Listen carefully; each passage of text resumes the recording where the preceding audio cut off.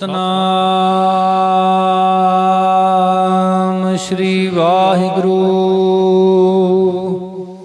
साहिब जी। रामकली महला पहला। अंतर उत्भुज अवर ना कोई, जो कहिया सो प्रभ ते होई। जुग है जुगंतर साहब सच सोई। उतपुत पर लाओ अवर न कोई। अंतरे उत्भुज अवर न कोई। वाहिगुरु जी का खालसा वाहिगुरु जी की फतेह। कोट ब्रह्मंडां दे मालक जुगो जुगे अटल शब्दा अवतार। दसां पातशाहियां दी आत्मक जोत। धन धन सतगुरु श्री गुरु ग्रंथ साहिब सच्चे पातशाह जी महाराज जी दी पवित्र पावन हजूरी दे विच जुड़मन बैठी गुरु रूप गुरु खालसा साध संगत जीओ। आओ बड़े प्यार यार सत्कार दे नाल अमृत बाणी हर हर तेरी सुन सुन होवे परम गत मेरी। जलन बुझी शीतल होए मनुआ सतगुर का दर्शन पाए जीओ। सतगुरां दी पवित्र अमृत बाणी की कथा विचार व्याख्या सो सरवण करके लाह प्राप्त करो जी। उच्चारण करो सतनाम श्री वाहिगुरु जी। सतनाम श्री वाहिगुरु साहिब जी। तुसी गुरु घर विच आए हो ते सतगुरां दे कोलों सिੱਖਿਆ पुछ लेना करो ਅਤੇ ਸਿੱਖਿਆ ਪੁੱਛ ਕਰਕੇ ਸਹਿ ਫਰਮਾਉਂਦੇ ਹਨ। ਸੰਗਤ ਜਨ ਕੀਜੈ ਪ੍ਰਭੂ ਦੇ ਪਿਆਰੇ ਸੰਤ ਭਗਤ ਜਨਾਂ ਦੀ ਸੰਗਤ ਕਰਨਾ ਕਰੋ। ਮਨ ਹਰ ਰਾਚੈ ਸਤ ਸੰਗਤ ਦੇ ਪ੍ਰਤਾਪ ਕਰਕੇ ਚਿੱਤ ਹਰੀ ਪਰਮੇਸ਼ਰ ਦੇ ਨਾਮ ਦੇ ਵਿੱਚ ਰਚਿਆ ਤਦਾਕਾਰ ਰਹਿੰਦਾ ਹੈ। ਨਹੀਂ ਜਨਮ ਮਰੀਜੈ ਜਿਸ ਕਰਕੇ ਮੁੜ ਜੰਮਣਾ ਮਰਨਾ ਨਹੀਂ ਹੁੰਦਾ। ਰਾਮ ਨਾਮ ਬਿਨ ਪਰਮੇਸ਼ਰ ਦੇ ਨਾਮ ਜਪੇ ਤੋਂ ਬਿਨਾ ਕਿਆ ਕਰਮ ਕੀਜੈ। ਹੋਰ ਕੀ ਕਰਮ ਕਰਨਾ ਕਰੀਏ। ਹਰ ਕੀਰਤ ਸਾਧ ਸੰਗਤ ਹੈ ਸਿਰ ਕਰਮਨ ਕੈ ਕਰਮਾ। ਕਹੋ ਨਾਨਕ ਤਿਸ ਭਇਓ ਪ੍ਰਾਪਤ ਜਿਸ ਪੁਰਬ ਲਿਖੇ ਕਾ ਲਹਿਣਾ। ਉਦਰ ਭਾਵ ਹਿਰਦੇ ਵਿੱਚ ਜੋ ਧੁੰਦ ਮਚਾਉਣ ਵਾਲੇ ਰਾਗ ਦਵੈਖ ਹਨ ਪਾਸ ਤਰੀਜੈ। ਇਹਨਾਂ ਨੂੰ ਇੱਕ ਪਾਸੇ ਲਾਂਭੇ ਹੀ ਧਾਰਨਾ ਕਰੋ ਤੇ ਆਪ ਚੌਂਕੜਾ ਮਾਰ ਕੇ ਕਥਾ ਸੁਣੋ। ਭਾਵ ਇਹਨਾਂ ਦੀ ਨਿਮਰਤੀ ਕਰਕੇ ਹੰਕਾਰ ਰੂਪੀ ਚੂਹਾ ਜੋ ਅੰਦਰ ਟਪੂਸਣੀਆਂ ਮਾਰ ਰਿਹਾ ਰੌਲਾ ਪਾਉਣ ਵਾਲਾ ਹੈ ਡੰਡ ਰੌਲੀ ਇਸ ਨੂੰ ਲਾਂਭੇ ਧਰ ਦੇਣਾ ਕਰੋ। ਤੁਰ ਕੀ ਸੇਵਾ ਰਾਮ ਰਵੀਜੈ। ਜੋ ਰਾਮ ਪਰਮੇਸ਼ਰ ਨੂੰ ਉਚਾਰਨਾ ਹੈ ਇਹੀ ਮੁੱਢ ਸਰੂਪ ਪਰਮੇਸ਼ਰ ਦੀ ਸੇਵਾ ਟਹਿਲ ਹੈ। ਇਸੇ ਪ੍ਰਕਾਰ ਤੁਰ ਕੀ ਸੇਵਾ ਰਾਮ ਰਵੀਜੈ। ਜੋ ਮੁੱਢ ਸਰੂਪ ਪਰਮੇਸ਼ਰ ਦੀ ਗੁਰਾਂ ਦੁਆਰਾ ਭਗਤੀ ਰੂਪ ਟਹਿਲ ਦਿੱਤੀ ਹੋਈ ਹੈ ਉਸ ਦੁਆਰਾ ਪਰਮੇਸ਼ਰ ਦੇ ਨਾਮ ਨੂੰ ਉਚਾਰਨ ਕਰੋ। ਨਾਮ ਕਿੰਝ ਮਿਲਦਾ ਹੈ ਉਸ ਪਰਮੇਸ਼ਰ ਦੇ ਸਨਮੁਖ ਇੰਜ ਬੇਨਤੀ ਕਰੀਏ। ਨਾਨਕ ਨਾਮ ਮਿਲੈ। ਨਾਨਕ ਨਾਮ ਮਿਲੈ ਤਾਂ ਜੀਵਾ ਤਨ ਮਨ ਥੀਵੈ ਹਰਿਆ। ਨਾਮ ਮਿਲੈ ਸੋ ਮਹਾਰਾਜ, ਇਹ ਪਰਮੇਸ਼ਰ ਆਪ ਕਿਰਪਾ ਕਰੋ, ਮੈਨੂੰ ਆਪ ਦਾ ਨਾਮ ਗਿਫਟ ਰੂਪ ਦੇ ਵਿੱਚ, ਦਾਨ ਰੂਪ ਦੇ ਵਿੱਚ ਪ੍ਰਾਪਤ ਹੋ ਜਾਏ, ਕਿਉਂਕਿ ਮੁੱਲ ਤਾਰ ਕੇ ਨਹੀਂ ਲਿਆ ਜਾ ਸਕਦਾ। ਕੰਚਨ ਸਿਉ ਪਾਈਐ ਨਹੀਂ ਤੋਲ, ਮਨ ਦੇ ਰਾਮ ਲਿਆ ਹੈ ਮੋਲ। ਕਿਸੇ ਵੱਟੇ ਸੱਟੇ ਬਦਲੇ ਨਹੀਂ, ਇਹ ਤਾਂ ਮਨ ਦੇ ਕੇ ਤਨ ਮਨ ਧਨ ਸਭ ਸੌਂਪ ਗੁਰ ਕੋ, ਹੁਕਮ ਮੰਨਿਆ ਬਾਈਐ। ਆਪ ਕਿਰਪਾ ਕਰੋ, ਮੈਨੂੰ ਤੁਹਾਡਾ ਨਾਮ ਪ੍ਰਾਪਤ ਹੋ ਜਾਏ ਜੀ। ਕਿਰਪਾ ਪ੍ਰਭ ਕੀਜੈ। हे परमात्मा, हे परमेश्वर, मेरे ते ऐसी कृपा करो। कर कृपा कृपाल आपे बख्श लै, सदा सदा जपी तेरा नाम सतगुरु पाई बै। कृपा करो दीन के दाते, मेरा गुण अवगुण न विचारो कोई। माटी का क्या धोप है स्वामी, मानस की गाते ही। कृपा करो महाराज, आपदा नाम सानू मिल जाए। हम भीखक भिखारी तेरे, तू निजपत है दाता। हो दयाल नाम देहो मंगत जन को, सदा रहो रंग राता। क्योंकि नामे ही ते सब कुछ होआ, बिन सतगुर नाम न जापै। गुर का शब्द महारस मीठा, बिन चाखे साध न जापै। कौडी बदलै जन्म गवाया, चीन सनाही आपै। गुरमुख होता एको जान, हौमै दुख न संदा पै। सो कृपा करो महाराज, मैं मंगता बन गए आप दवाई ते आया हाँ जी। जाचक जन जाचै प्रभ दान, तुहाडे तो ये दान मंगदा हाँ। कर कृपा देवो हर नाम, कृपा करके सानू आप दा नाम बख्शो जी। हम भीखक भिखारी तेरे, असीं तेरे दर दे मंगते हाँ जी। तू निजपत है दाता, तू साडा दाता है। हो दयाल नाम देहो मंगत जन को। मैं मंगता बन के मरदाने वांग तेरे दर तो ये दान मंगदा हाँ। जिवें मरदाने नूं आपने कीर्तन करन दी दात दिते, ते आप साडे ते कृपा करो जी। हम भीखक भिखारी तेरे, तू निजपत है दाता। हो दयाल नाम देहो मंगत जन को, सदा रहो रंग राता। मैं आप दे नाम रंग दे विच हमेशा रतिया रहा जी। क्योंकि पौड़ी सब वडियाइयां हर नाम विच, हर गुरमुख ध्याई है। जे वस्त मंगी है साई पाई है, जे नाम चित लाइए। गोहज गल जी की कीचै सतगुरु पास, तां सर्व सुख पाइए। गुर पूरा हरि उपदेश दे, सब भुख लह जाइए। जिस पूरब होवै लिखिया, सो हर गुण गाइए। ऐसी कृपा करो जी महाराज। राम कली महला पहला। पहले पातशाह धन धन सतगुरु श्री गुरु नानक देव साहब जी महाराज रामकली राग विच शोभामन उपदेश की बख्शिश करते हैं। सिद्धा ने पूछया कि महाराज सारिਆਂ ਦੇ अंदर कौन वस रहा है? ਤਾਂ ਸਾਹਿਬ ਉੱਤਰ ਬਖਸ਼ਦੇ ਹਨ। ਅੰਤਰ ਉਤਭੁਜ ਅਵਰ ਨਾ ਕੋਈ। ਉਹ ਪਰਮੇਸ਼ਰ ਉਤਭੁਜ ਆਦਿਕ ਚਾਰ ਖਾਣੀਆਂ ਦੇ ਵਿੱਚ ਵਸ ਰਿਹਾ ਹੈ। ਉਸ ਤੋਂ ਬਗੈਰ ਹੋਰ ਕੋਈ ਵੀ ਸਰਬ ਕਲਾ ਸਮਰੱਥ ਨਹੀਂ ਹੈ, ਜਾਂ ਉਸ ਤੋਂ ਬਗੈਰ ਅਵਰ ਅਸਥਾਨ ਵਿੱਚ ਹੋਰ ਕੋਈ ਨਹੀਂ ਹੈ। ਉਤਕ੍ਰਿਸ਼ਟ ਭੁਜਾਂ ਵਾਲਾ ਪ੍ਰਭੂ ਹੀ ਸਭਨਾਂ ਦੇ ਅੰਦਰ ਵਸਦਾ ਪਿਆ ਹੈ।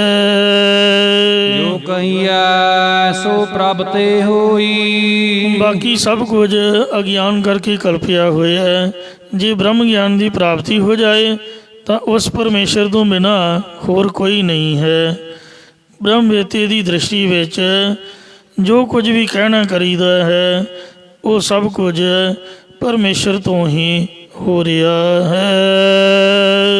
ਜੁਗ ਹੈ ਜੁਗੰਤਰ ਸਾਹਿਬ ਸੱਚ ਸੋਈ। ਉਹ ਸੱਚਾ ਮਾਲਕ ਪਰਮੇਸ਼ਰ ਜੁਗਾਂ ਜੁਗਾਂ ਦੇ ਅੰਦਰ ਵਿਆਪਕ ਹੈ ਜਾਂ ਜੁਗਾਂ ਜੁਗਾਂ ਵਿੱਚ ਜੁੜਿਆ ਹੋਇਆ ਹੈ। ਤੇ ਜਗਤ ਦੀ ਜੋ ਵੀ ਮਹਾਰਾਜ ਕਹਿੰਦੇ ਨੇ ਸਾਹਿਬ ਸੱਚ ਸੋਈ। ਸੱਚਾ ਸਾਹਿਬ ਉਹੀ ਸਾਡਾ ਮਾਲਕ ਹੈ। ਉਤਪੁਤ ਪਰਲੋ ਉਤਪਤ ਪਰਲੋ ਅਵਰ ਨਾ ਕੋਈ। ਜਗਤ ਦੀ ਉਤਪਤੀ ਪੈਦਾਇਸ਼ ਪਾਲਣ ਪਰਲੋ ਲੈਤਾ ਕਰਨ ਵਾਲਾ ਪਰਮੇਸ਼ਰ ਤੋਂ ਬਿਨਾਂ ਹੋਰ ਕੋਈ ਨਹੀਂ ਹੈ। ਇਸੇ ਪ੍ਰਕਾਰ ਉਤਪਤ ਪਰਲੋ ਅਵਰ ਨਾ ਕੋਈ। ਸੋ ਜੀਵਨ ਦੇ ਅੰਦਰ ਜੋ ਪੈਦਾ ਹੋਏ ਕਾਮ ਕ੍ਰੋਧ ਲੋਭ ਮੋਹ ਹੰਕਾਰ ਆਦਿਕ ਹਨ ਜਾਂ ਆਸੁਰੀ ਸੰਪਦਾ ਦੀ ਪਰਲੋ ਕਰਨ ਵਾਲਾ ਹੈ ਜਾਂ ਬ੍ਰਹਮ ਗਿਆਨ ਦੀ ਅੰਦਰ ਉਤਪਤੀ ਕਰਕੇ ਅਗਿਆਨ ਦੀ ਪਰਲੋ ਕਰਨੇ ਵਾਲਾ ਪਰਮੇਸ਼ਰ ਤੋਂ ਬਿਨਾਂ ਹੋਰ ਕੋਈ ਨਹੀਂ ਹੈ। ਇਸੇ ਪ੍ਰਕਾਰ ਜੁਗ ਹੈ ਜੁਗੰਤਰ ਸਾਹਿਬ ਸੱਚ ਸੋਈ। ਜੁਗ ਹੈ ਜੀਵ ਤੇ ਜੁਗੰਤਰ ਪ੍ਰਕਿਰਤੀ ਦੇ ਅੰਦਰ ਉਹ ਸੱਚਾ ਮਾਲਕ ਪਰਮੇਸ਼ਰ ਹੀ ਵਿਆਪਕ ਹੈ। ਇਸੇ ਪ੍ਰਕਾਰ ਜੁਗ ਹੈ ਜੁਗੰਤਰ ਸਾਹਿਬ ਸੱਚ ਸੋਈ। ਜੁਗ ਹੈ ਚਾਰ ਵੈਰਾਗ ਵਿਵੇਕ ਹਠ ਸੰਮਤੀ ਮਮੋਖ ਆਦਿਕ ਸਾਧਨ ਕਰਨ ਵਾਲੇ ਪੁਰਖਾਂ ਦੇ ਵਿੱਚ ਤੇ ਚਾਰ ਅੰਤਰੰਗ ਸਰਵਣ ਮਨਨ ਧਿਆਸਨ ਤਤਵੰਗ ਦਾ ਸੰਸ਼ੋਧਨ ਆਦਿਕ ਸਾਧਨ ਕਰਨ ਵਾਲੇ ਪੁਰਖਾਂ ਦੇ ਅੰਦਰ ਉਤਪਤ ਪਰਲੋ ਅਵਰ ਨਾ ਕੋਈ। ਉਤਪਤੀ ਆਦਿ ਦੇ ਵਿੱਚ ਵੀ ਬ੍ਰਹਮ ਹੈ ਤੇ ਪਰਲੋ ਕਰਨ ਤੋਂ ਬਾਅਦ ਵੀ ਉਹ ਸਿਧਾਂਤ ਰੂਪ ਹੈ। ਉਸ ਤੋਂ ਬਿਨਾਂ ਹੋਰ ਕੋਈ ਵੀ ਸਰਬ ਸ਼ਕਤੀਮਾਨ ਨਹੀਂ ਹੈ। ਐਸਾ ਮੇਰਾ ਠਾਕੁਰ ਇਹ ਭਾਈ ਜੋ ਮੇਰਾ ਮਾਲਕ ਪਰਮੇਸ਼ਰ ਅਜਿਹਾ ਗਹਿਰ ਗੰਭੀਰ ਗਹਿਰ ਨਿਰਹਲ ਤੇ ਗੰਭੀਰ ਡੂੰਘਾ ਹੈ। ਜਿਨ ਜਪਿਆ ਤਿਨ ਹੀ ਸੁਖ ਪਾਇਆ। ਉਚਾਰਨ ਕਰੋ ਸਤਨਾਮ ਸ੍ਰੀ ਵਾਹਿਗੁਰੂ ਵਾਹਿਗੁਰੂ ਵਾਹਿਗੁਰੂ ਨਾਮ ਪਰਮੇਸ਼ਰ ਦਾ ਜਿਨ੍ਹਾਂ ਨੇ ਐਸੇ ਨਾਮ ਦੇ ਜਾਪ ਨੂੰ ਜਪਿਆ ਉਹਨਾਂ ਨੇ ਹੀ ਆਤਮਿਕ ਸੁਖ ਆਨੰਦ ਨੂੰ ਪਾਇਆ ਹੈ। ਹਰ ਕੈ ਨਾਮ ਨਾ ਲਾਗੈ ਜਮ ਤੀਰ। ਲੱਲੇ ਨੂੰ ਕੰਨਾ ਨਹੀਂ ਹੈ ਲੱਗੈ ਜਮ ਤੀਰ। ਹਰੀ ਪਰਮੇਸ਼ਰ ਦੇ ਨਾਮ ਨੂੰ ਆਰਾਧਨ ਵਾਲੇ ਪੁਰਖਾਂ ਦੇ ਤੀਰ ਨੇੜੇ ਯਮਦੂਤ ਨਹੀਂ ਲੱਗਦਾ। ਜਾਂ ਇਸੇ ਪ੍ਰਕਾਰ ਹਰ ਕੈ ਨਾਮ ਨਾ ਲਾਗੈ ਜਮ ਤੀਰ। ਲਾਗੈ ਪਾਠ ਨਹੀਂ ਹੈ ਲੱਗੈ ਹੈ। ਯਮਦੂਤਾਂ ਦੇ ਮ੍ਰਿਤੂ ਕਰਨ ਰੂਪ ਤੀਰ ਨਹੀਂ ਲੱਗਦਾ। ਜਾਂ ਹਰੀ ਦੇ ਨਾਮ ਜਪਣ ਵਾਲੇ ਪੁਰਖਾਂ ਤੋਂ ਯਮਦੂਤ ਕਿਨਾਰੇ ਹੀ ਰਹਿੰਦਾ ਨੇੜੇ ਨਹੀਂ ਲੱਗਦਾ ਹੈ। ਜਿਨ੍ਹਾਂ ਦੇ ਕੋਲ ਇਸੇ ਤਰ੍ਹਾਂ ਨਾ ਲੱਗੈ ਜਮ ਤੀਰ। ਹਰ ਕੈ ਨਾਮ ਨਾ ਲੱਗੈ ਜਮ ਤੀਰ। ਜਿਨ੍ਹਾਂ ਦੇ ਕੋਲ ਪਰਮੇਸ਼ਰ ਦਾ ਨਾਮ ਰੂਪੀ ਤੀਰ ਹੈ ਉਹਨਾਂ ਦੇ ਨੇੜੇ ਯਮਦੂਤ ਨਹੀਂ ਲੱਗਦਾ। ਜਹ ਸਾਧੂ ਗੋਬਿੰਦ ਭਜਨ ਕੀਰਤਨ ਨਾਨਕ ਨੀਤ ਨਾ ਹੋਣਾ ਧੋਣਾ ਛੁਟੈ ਨਿਕਲ ਨਾ ਜਾਈਓ ਦੂਤ। ਇਹ ਧਰਮ ਰਾਜੇ ਦਾ ਆਪਦੇ ਦੂਤਾਂ ਨੂੰ ਹੁਕਮ ਹੈ ਕਿ ਜਿੱਥੇ ਸਾਧੂ ਬੈਠੇ ਹੋਣ ਗੋਬਿੰਦ ਦਾ ਭਜਨ ਹੁੰਦਾ ਹੋਵੇ ਤੁਸੀਂ ਭੁੱਲ ਕੇ ਵੀ ਉੱਥੇ ਨਹੀਂ ਜਾਣਾ। ਜੇ ਜਾਓਗੇ ਤਾਂ ਤੁਸੀਂ ਬੱਝੇ ਛੁੱਟ ਨਹੀਂ ਸਕੋਗੇ। ਮੈਨੂੰ ਵੀ ਬਣਾਓਗੇ ਸਾਡੀ ਜੰਪੁਰੀ ਵੀ ਬਲੌਕ ਹੋ ਜਾਏਗੀ।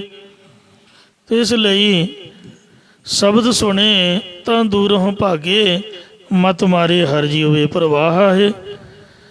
ਸ਼ਬਦ ਸੁਣਦਿਆਂ ਸਾਰ ਯਮਦੂਤ ਦੂਰ ਤੋਂ ਭੱਜ ਜਾਂਦਾ ਕਿ ਮਤਾ ਵੇ ਪ੍ਰਵਾਹ ਹਰੀ ਸਾਨੂੰ ਕਿਤੇ ਮਾਰੀ ਨਾ ਦੇਵੇ। ਤੋ ਇੰਝ ਸੋ ਜਿੰਨੇ ਜਮਾਂ ਤੋਂ ਬਚਣਾ ਹੈ ਉਹ ਵਾਹਿਗੁਰੂ ਦਾ ਨਾਮ ਜ਼ਰੂਰੀ ਜਪੇ। ਰਹਾਉ ਇੱਥੇ ਵਿਸ਼ਰਾਮ ਦਿੰਦੇ ਹਨ ਤੇ ਰਹਾਉ ਦਾ ਮਤਲਬ ਹੈ ਇਸ ਉਪਦੇਸ਼ ਨੂੰ ਬੀਜ ਨਾ ਕਰੋ ਆਪਦੇ ਹਿਰਦੇ ਵਿੱਚ। ਨਾਮ ਰਤਨ ਹੀਰਾ ਨਿਰਮੋਲ। ਕੀਰਤਨ ਨਿਰਮੋਲ ਕੀ ਹੀਰਾ, ਆਨੰਦ ਗੁਣੀ ਗਹੀਰਾ।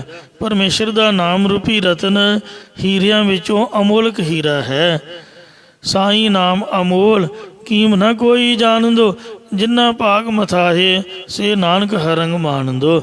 ਗੁਰ ਕਾ ਸ਼ਬਦ ਰਤਨ ਹੈ ਹੀਰੇ ਜਿਤ ਜੜਾਓ, ਸ਼ਬਦ ਰਤਨ ਜਿਤ ਮਨ ਲਾਗਾ ਇਹੋ ਹੁਆ ਸਮਾਓ। ਐਸਾ ਸੋ ਨਿਰਮੋਲਕ ਹੀਰਾ ਹੈ। ਸਾਚਾ ਸਾਹਿਬ ਅਮਰ ਅਤੋਲ। ਉਹ ਪਰਮੇਸ਼ਰ ਸੱਚਾ ਹੈ, ਤ੍ਰੈ ਕਾਲ ਆਬਾਦ ਰੂਪ ਹੈ, ਸਾਰਾ ਦਾ ਮਾਇਆ ਬਿਰਤੀ ਦੁਆਰਾ ਮਾਲਕ ਹੈ। ਮਰਨ ਤੋਂ ਰਹਿਤ ਹੈ, ਤੋਲਣ ਤੋਂ ਰਹਿਤ ਹੈ, ਜਾਂ ਬੁੱਧ ਰੂਪ ਤਰਾਜੂ ਵਿੱਚ ਸ਼ਾਸਤਰ ਪ੍ਰਮਾਣ ਨੂੰ ਵੱਟੇ ਪਾ ਕੇ ਤੋਲਿਆ ਨਹੀਂ ਜਾਂਦਾ। ਜਿਹਵਾ ਸੂਚੀ ਸਾਚਾ ਬੋਲ। ਐਸੇ ਪਰਮੇਸ਼ਰ ਦੇ ਨਾਮ ਜਪਣ ਵਾਲੀ ਜਿਹੜੀ ਜ਼ਬਾਨ ਹੈ ਉਹ ਪਵਿੱਤਰ ਹੈ। ਇਸ ਲਈ ਹੇ ਭਾਈ, ਬੋਲ ਹਰ ਨਾਮ ਸਫਲ ਸਾਕਰੀ।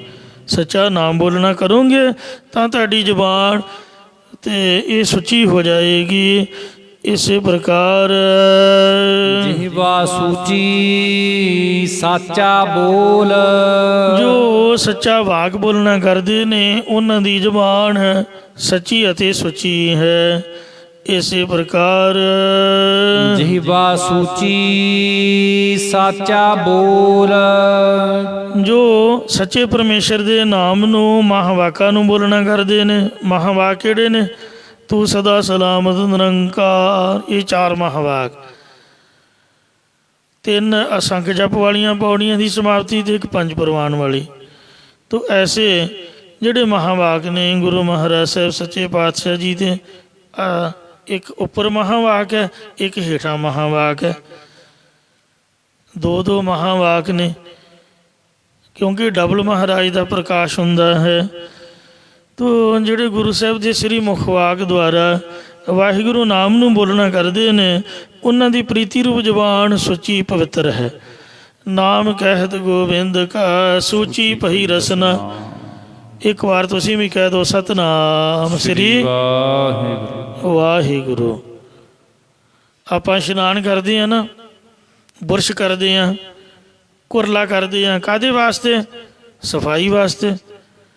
ਪਰ ਜੇ ਵਾਹਿਗੁਰੂ ਨਹੀਂ ਆਖਿਆ ਤਾਂ ਜ਼ਬਾਨ ਪਵਿੱਤਰ ਨਹੀਂ ਹੋਈ। ਜੇ ਤੁਸੀਂ ਵਾਹਿਗੁਰੂ ਬੋਲੋਗੇ, ਉਚਰੋ ਰਾਮ ਨਾਮ ਲੱਖ ਵਾਰੀ।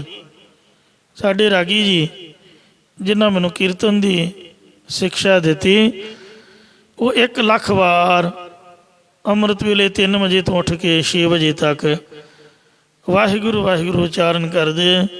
ਕਹਿੰਦੇ ਗੁਰੂ ਸਾਹਿਬ ਦਾ ਹੁਕਮ ਹੈ ਕਿ 1 ਲੱਖ ਵਾਰ ਵਾਹਿਗੁਰੂ ਕਹੋ। ਤੋ ਇੰਝ ਸ੍ਰੀ ਗੁਰੂ ਨਾਨਕ ਦੇਵ ਜੀ ਨੇ ਆਪ ਦਾ ਪ੍ਰੇਮ ਜਣਾਇਆ। 1 2 ਜੀ ਬੋ ਲੱਖ ਹੋਏ। ਇਹ ਵਾਹਿਗੁਰੂ ਮੇਰੀ 1 ਤੋਂ 2 ਜ਼ਬਾਨਾਂ ਬਣ ਜਾਣ ਤੇ 2 ਤੋਂ ਲੱਖ ਬਣ ਜਾਣ, ਲੱਖ ਤੋਂ 20 ਲੱਖ ਹੋ ਜਾਣ ਤੇ 1 ਜ਼ਬਾਨ ਦੇ ਨਾਲ 1 ਲੱਖ ਵਾਰ ਮੈਂ ਤੇਰੇ ਵਾਹਿਗੁਰੂ ਨਾਮ ਨੂੰ ਉਚਾਰਨ ਕਰਾਂ ਤਾਂ ਵੀ ਮੇਰੀ ਭੁੱਖ ਨਹੀਂ ਉਤਰਦੀ। ਇੰਨੀ ਮਨ ਦੇ ਵਿੱਚ ਮੇਰੇ ਲਿਵ ਲੱਗੀ ਹੋਈ ਹੈ।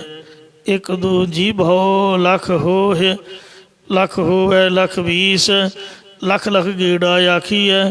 ਏਕ ਨਾਮ ਜਗਦੀਸ਼ ਇਹ ਤਰਾਹੇ ਪਦ ਪਵੜੀਆ ਚੜ੍ਹੀਆ ਹੋਏ 21। ਸੋ ਇੰਝ ਜਿਹਵਾ ਸੋਚੀ ਸੱਚਾ ਬੋਲ। ਤੁਸੀਂ ਸੱਚਾ ਬੋਲੋਗੇ ਤੁਹਾਡੀ ਜ਼ੁਬਾਨ ਸੁੱਚੀ ਰਹੇਗੀ। ਝੂਠ ਬੋਲਣ ਤੋਂ ਜ਼ੁਬਾਨ ਝੂਠੀ ਹੋ ਜਾਂਦੀ ਹੈ। ਘਰ ਦਰ ਸਾਚਾ ਨਾਹੀ ਰੋਲ। ਉਹਨਾਂ ਦੇ ਹਿਰਦੇ ਰੂਪ ਘਰ ਦੇ ਦਰ ਵਿੱਚ ਜਾਂ ਹਿਰਦੇ ਰੂਪ ਘਰ ਦੇ ਦਰ ਭਾਵ ਇੰਦਰੀਆਂ ਵਿੱਚ ਜਾਂ ਹਿਰਦੇ ਰੂਪ ਘਰ ਤੇ ਰਸਨਾਂ ਦੇ ਦਰ ਵਿੱਚ ਸੱਚਾ ਵਾਹਿਗੁਰੂ ਵਸਿਆ ਹੋਇਆ। ਇਸ ਵਿੱਚ ਕੋਈ ਰੌਲਾ ਰੱਪਾ ਨਹੀਂ, ਕੋਈ ਸ਼ੱਕ ਨਹੀਂ ਹੈ ਕਿ ਉਹ ਪਰਮੇਸ਼ਰ ਦੀ ਪ੍ਰਾਪਤੀ ਵਾਲੇ ਹਨ ਕਿ ਨਹੀਂ। ਇਸੇ ਪ੍ਰਕਾਰ ਘਰ ਦਰ ਸਾਚਾ ਨਾਹੀ ਰੋਲ। ਜਿਨ੍ਹਾਂ ਦੀ ਹਿਰਦੇ ਰੂਪ ਘਰ ਤੇ ਮੁਖ ਵਿੱਚ ਸੱਚਾ ਨਾਮ ਹੈ, ਉਹ ਜੂਨਾਂ ਵਿੱਚ ਰੋਲੇ ਨਹੀਂ ਜਾਣਗੇ। ਇਸੇ ਪ੍ਰਕਾਰ ਘਰ ਦਰ ਸਾਚਾ ਨਾਹੀ ਰੋਲ। ਸਾਰਿਆਂ ਦੇ ਸਰੀਰਾਂ ਰੂਪ ਘਰ ਤੇ ਮੁਖਾਂ ਵਿੱਚ ਸੱਚਾ ਵਾਹਿਗੁਰੂ ਹੈ। ਇਸੇ ਪ੍ਰਕਾਰ ਘਰ ਦਰ ਸਾਚਾ ਨਾਹੀ ਰੋਲ। ਸੰਸਾਰ ਰੂਪ ਘਰ ਤੇ ਤੁਰਿਆ ਪਦ ਵਿੱਚ ਸੱਚਾ ਵਾਹਿਗੁਰੂ, ਜਾਂ ਗਿਆਨ ਵਿੱਚ ਵੀ ਸੱਚਾ, ਇਹਦੇ ਵਿੱਚ ਕੋਈ ਰੌਲਾ ਨਹੀਂ, ਸਾਰੇ ਸੱਚਾ ਹੀ ਸੱਚਾ ਹੈ। ਇੱਕ ਬਨ ਮਹਿ ਬੈਸੈ ਡੂਗਰ ਅਸਥਾਨ। ਇੱਕ ਭਾਵ ਕਈ ਲੋਕ ਪਰਮੇਸ਼ਰ ਦੀ ਪ੍ਰਾਪਤੀ ਵਾਸਤੇ ਤਉ ਕਾਰਨ ਸਾਹਿਬਾ ਰੰਗ ਰਤੇ, ਤੇਰੇ ਰੂਪ ਅਨੰਤਾ ਨਾਮ ਅਨੇਕਾ ਕਹਿ ਨਾ ਜਾਈ, ਤੇਰੇ ਗੁਣ ਕੇਤੇ ਰਹਾਓ। ਸੋ ਖਲੜੀ ਖਪਰੀ ਲੱਕੜੀ ਚਮੜੀ ਸਿਖਾ ਸੂ ਧੋਤੀ ਕੀਨੀ, ਤੂੰ ਸਾਹਿਬੋਂ ਸਾਂਗੀ ਤੇਰਾ ਪਰਣਵੇਂ ਨਾਨਕ ਜਾਤ ਕੈਸੀ। ਹੇ ਮਹਾਰਾਜ, ਤੇਰੇ ਨਾਮ ਰੰਗ ਦੇ ਵਿੱਚ ਰਤੇ ਹੋਏ ਜਿਹੜੇ ਸੰਤ ਮਹਾਂਪੁਰਖ ਹਨ, ਉਹ ਕਈ ਤਾਂ ਨਾਂਗੇ ਸਾਧ ਬਣ ਗਏ, ਹਰਨ ਦੀਆਂ ਖੱਲਾਂ ਓਢ ਕਰਕੇ ਜਾਂ ਹੇਠਾਂ ਵਿਛਾ ਕੇ ਤੇ ਜੰਗਲਾਂ ਦੇ ਵਿੱਚ ਤਪ ਕਰਨ ਵਾਸਤੇ ਜਾਂਦੇ ਹਨ। ਤੇ ਕਈ ਭੁੱਖੇ ਰਹਿੰਦੇ ਹਨ, ਕਈ ਜਲ ਧਾਰੇ ਕਰਦੇ ਨੇ। ਸਭ ਤੇਰੇ ਪਿਆਰ ਦੇ ਵਿੱਚ, ਪਿਆਰ ਦੀ ਖੇਡ ਦੇ ਵਿੱਚ ਲੱਗੇ ਹੋਏ ਹਨ। ਹੈ ਤੇਰੇ ਦਰਸ਼ਨ ਦਿਦਾਰਿਆਂ ਦੇ ਚਾਹਵਾਨ, ਤਉ ਕਾਰਨ ਸਾਹਿਬਾ ਰੰਗ ਰਤੇ। ਹੀ ਮੇਰੇ ਮਾਲਕ, ਤੈਨੂੰ ਮਿਲਣ ਲਈ ਅਨੇਕਾਂ ਹੀ ਬੰਦੇ ਤੇਰੇ ਪਿਆਰ ਰੰਗ ਵਿੱਚ ਰੰਗੇ ਰਹਿੰਦੇ ਨੇ। ਤੇਰੇ ਨਾਮ ਅਨੇਕਾਂ ਰੂਪ ਅਨੰਤਾ, ਅਨੇਕਾਂ ਹੀ ਤੇਰੇ ਨਾਮ ਉਹ ਜਪਦੇ ਨੇ। ਕੋਈ ਰਾਮ, ਕੋਈ ਰਹੀਮ, ਕੋਈ ਅੱਲਾ, ਕੋਈ ਸੋਹੰ, ਕੋਈ ਵਾਹਿਗੁਰੂ, ਤੇ ਤੇਰੇ ਬੇਅੰਤ ਰੂਪ ਹਨ, ਕਹਿ ਨਾ ਜਾਹੀ ਤੇਰੇ ਗੁਣ ਕੀਤੇ। ਤੇਰੇ ਬੇਅੰਤੀ ਗੁਣ ਨੇ, ਕਿਸੇ ਪਾਸੋਂ ਵੀ ਬਿਆਨ ਨਹੀਂ ਕੀਤੇ ਜਾ ਸਕਦੇ। ਰਹਾਓ ਦਰ ਘਰ ਮਹਿਲਾ ਹਸਤੀ ਘੋੜੇ, ਛੋੜ ਬਲਾਇਤ ਦੇਸ ਗਏ। ਭਗੀਰਥ ਵਰਗੇ ਜੋਗੀ ਉਹ ਰਾਜ ਭਾਗ ਛੱਡ ਕੇ ਤੇਰੇ ਦਰਸ਼ਨ ਕਰਨ ਵਾਸਤੇ, ਰਾਜ ਮਿਲਕ ਦੇ ਮਾਲਕ ਆਪਣੇ ਮਹਿਲ ਮਾੜੀਆਂ, ਆਪਣੀਆਂ ਰਾਣੀਆਂ, ਆਪਣੇ ਘਰ ਬੂਹੇ ਹਾਥੀ ਘੋੜੇ, ਆਪਣੇ ਦੇਸ਼, ਆਪਣੇ ਵਤਨ ਛੱਡ ਕੇ ਜੰਗਲੀ ਚਲੇ ਗਏ, ਵਲਾਇਤ ਚਲੇ ਗਏ। ਪੀਰ ਪੈਗੰਬਰ ਸਾਲਕ ਸਾਧਕ ਛੋਡੀ ਦੁਨੀਆ ਥਾਏ ਪਏ। ਅਨੇਕਾਂ ਪੀਰਾਂ ਪੈਗੰਬਰਾਂ ਗਿਆਨਮਾਨਾਂ ਤੇ ਸਿਦਕੀਆਂ ਨੇ ਤੇਰੇ ਦਰ 'ਤੇ ਕਬੂਲ ਹੋਣ ਵਾਸਤੇ ਦੁਨੀਆ ਹੀ ਛੱਡ ਦਿੱਤੀ ਕਿ ਦੁਨੀਆ ਦੇ ਮੱਥੇ ਨਹੀਂ ਲੱਗਣਾ, ਇਕੱਲੇ ਬੈਠ ਕੇ ਤਪੱਸਿਆ ਕਰਨ ਲੱਗ ਪਏ। ਸਾਧ ਸਹਿਜ ਸੁਖ ਰਸ ਕਸ ਤਜੀ ਅਲੇ, ਕਾਪੜ ਛੋਡੇ ਚਮੜ ਲਈਏ। ਅਨੇਕਾਂ ਬੰਦਿਆਂ ਨੇ ਦੁਨੀਆ ਦੇ ਸਵਾਦ ਛੱਡ ਦਿੱਤੇ, ਸੁੱਖ ਆਰਾਮ ਛੱਡ ਦਿੱਤੇ, ਤੇ ਸਭ ਰਸਾਂ ਦੇ ਪਦਾਰਥ ਛੱਡ ਦਿੱਤੇ, ਕੱਪੜੇ ਪਾਉਣੇ ਹੀ ਛੱਡ ਦਿੱਤੇ। ਬਾਬਾ ਬੀਰਮਦਾਸ ਜੀ ਮਹਾਂਪੁਰਖ, ਜਿਨ੍ਹਾਂ ਨੇ ਕਾਰ ਸੇਵਾ ਵਾਲੇ ਮਹਾਂਪੁਰਖ ਬਾਬਾ ਗੁਰਦਿਆਲ ਸਿੰਘ ਸਾਹਿਬ ਜੀ ਪਟਿਆਲੇ ਵਾਲਿਆਂ ਨੂੰ ਬਖਸ਼ਿਸ਼ਾਂ ਕੀਤੀਆਂ, ਜੋ ਕਾਰ ਦੇ ਸੇਵਾ ਸੰਪਰਦਾ ਪ੍ਰਾਰੰਭ ਹੋਈ। ਝਾੜੂ ਦੇ ਨਾਲ ਦਰਬਾਰ ਸਾਹਿਬ, ਹਰਿਮੰਦਰ ਸਾਹਿਬ ਦੀਆਂ ਪਰਿਕਰਮਾਂ 'ਚੋਂ ਕਬੂਤਰਾਂ ਦੀਆਂ ਵਿੱਠਾਂ ਬੇਲਾਂ ਸਾਫ਼ ਕਰਦੇ ਰਹੇ। ਉਹ ਤੋਂ ਅੱਗੇ ਸੇਵਾ ਪ੍ਰਾਰੰਭ ਹੋਈ। ਉਹ ਬਾਬਾ ਬੀਰਮਦਾਸ ਜੀ ਬਿਨਾਂ ਕੱਪੜਿਆਂ ਤੋਂ ਰਹਿੰਦੇ ਸਨ। ਇਉਂ ਕੱਪੜੇ ਛੱਡ ਕੇ ਕਈਆਂ ਨੇ ਚਮੜਾ ਪਹਿਨਿਆ ਹੋਇਆ ਹੈ, ਸ਼ੇਰ ਦੀ ਖੱਲ ਜਾਂ ਹਰਨ ਦੀ ਖੱਲ। ਦੁਖੀ ਹੈ ਦਰਦਵੰਦ ਦਰ ਤੇਰਾ, ਨਾਮ ਰਤੇ ਦਰਵੇਸ਼ ਪਏ। ਅਨੇਕਾਂ ਬੰਦੇ ਦੁਖੀਆਂ ਵਾਂਗ, ਦਰਦਵੰਦਾਂ ਵਾਂਗ ਤੇਰੇ ਦਰ 'ਤੇ ਫਰਿਆਦ ਕਰਨ ਲਈ, ਤੇਰੇ ਨਾਮ ਦੇ ਵਿੱਚ ਰੰਗੇ ਰਹਿਣ ਲਈ ਗ੍ਰਸਤ ਪਰਿਵਾਰ ਛੱਡ ਕੇ ਫਕੀਰ ਹੋ ਗਏ। ਖੱਲੜੀ ਖਪਰੀ ਲੱਕੜੀ ਚਮੜੀ ਸਿਖਾ ਸੁਧ ਧੋਤੀ ਕੀਨੀ। ਕਿਸੇ ਨੇ ਭੰਗ ਆਦਿਕ ਪਾਉਣ ਲਈ ਚੰਮ ਦੀ ਝੋਲੀ ਲੈ ਲਈ, ਕਿਸੇ ਨੇ ਘਰ ਘਰ ਮੰਗਣ ਲਈ ਖੱਪਰ ਹੱਥ ਵਿੱਚ ਫੜ ਲਿਆ, ਕੋਈ ਡੰਡਾ ਧਾਰੀ ਸੰਨਿਆਸੀ ਬਣਿਆ ਫਿਰਦਾ, ਕਿਸੇ ਨੇ ਮਿਰਗਸ਼ਾਲਾ ਲੈ ਲਈ, ਕੋਈ ਬੋਧੀ ਵਾਲਾ ਤਾਰਾ ਬਣਿਆ ਹੋਇਆ, ਮਤਲਬ ਸਾਰਾ ਸਿਰ ਬਣਾ ਕੇ ਵਿੱਚੋਂ ਬੋਧੀ ਜੀ ਰੱਖ ਲੈਂਦੇ। ਕੋਈ ਜਨੇਊ ਤੇ ਕੋਈ ਧੋਤੀ ਦਾ ਧਾਰਨੀ ਹੋਇਆ ਕਾਹਦੇ ਲਈ? ਤੇਰੇ ਦਰਸ਼ਨਾਂ ਵਾਸਤੇ। ਤੂੰ ਸਾਹਿਬ ਹੋ ਸਾਂਗੀ ਤੇਰਾ, ਪਰਣਵੈ ਨਾਨਕ ਜਾਤ ਕੈਸੀ। ਪਰ ਗੁਰੂ ਨਾਨਕ ਸਾਹਿਬ ਕਹਿੰਦੇ ਮੈਂ ਬੇਨਤੀ ਕਰਦਾ, ਹੇ ਪ੍ਰਮਾਤਮਾ ਮੇਰਾ ਤਾਂ ਮਾਲਕ ਤੂੰ ਹੀ ਹੈ, ਮੈਂ ਸਿਰਫ ਤੇਰਾ ਹੀ ਸਾਂਗੀ ਹਾਂ। ਮਤਲਬ ਮੈਂ ਹੋਰ ਕੋਈ ਪਖੰਡ ਪੁਖੰਡ ਨਹੀਂ ਕਰਦਾ। ਆਖ ਮੂੰਦ ਕੋ ਡਿੰਬ ਦਿਖਾਵੇ, ਅੰਦਰ ਕੀ ਪਦਵੀ ਕਹਿ ਪਾਵੇ।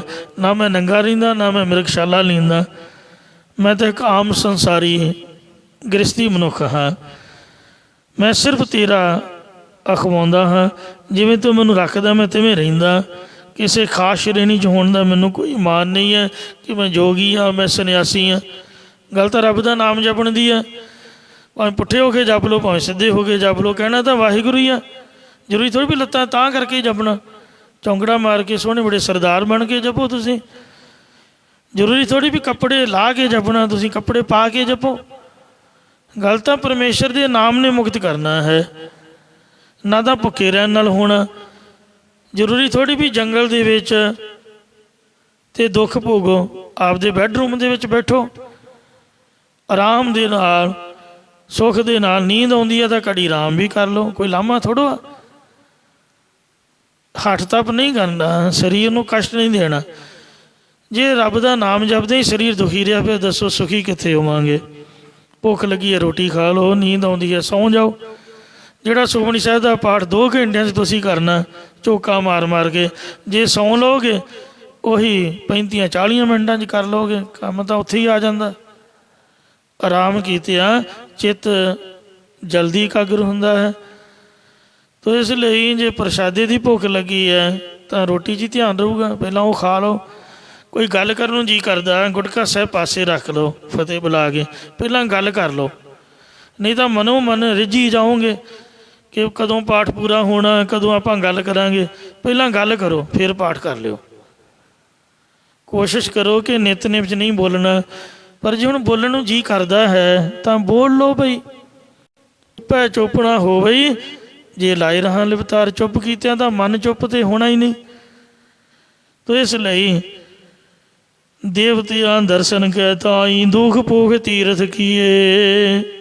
ਇਹ ਵਾਹਿਗੁਰੂ ਦੇਵਤਿਆਂ ਨੇ ਵੀ ਤੇਰੇ ਦਰਸ਼ਨਾਂ ਵਾਸਤੇ ਦੁੱਖ ਸਹਾਰੇ, ਭੁੱਖ ਸਹਾਰੀ, ਤੀਰਥ ਇਸ਼ਨਾਨ ਕੀਤੇ।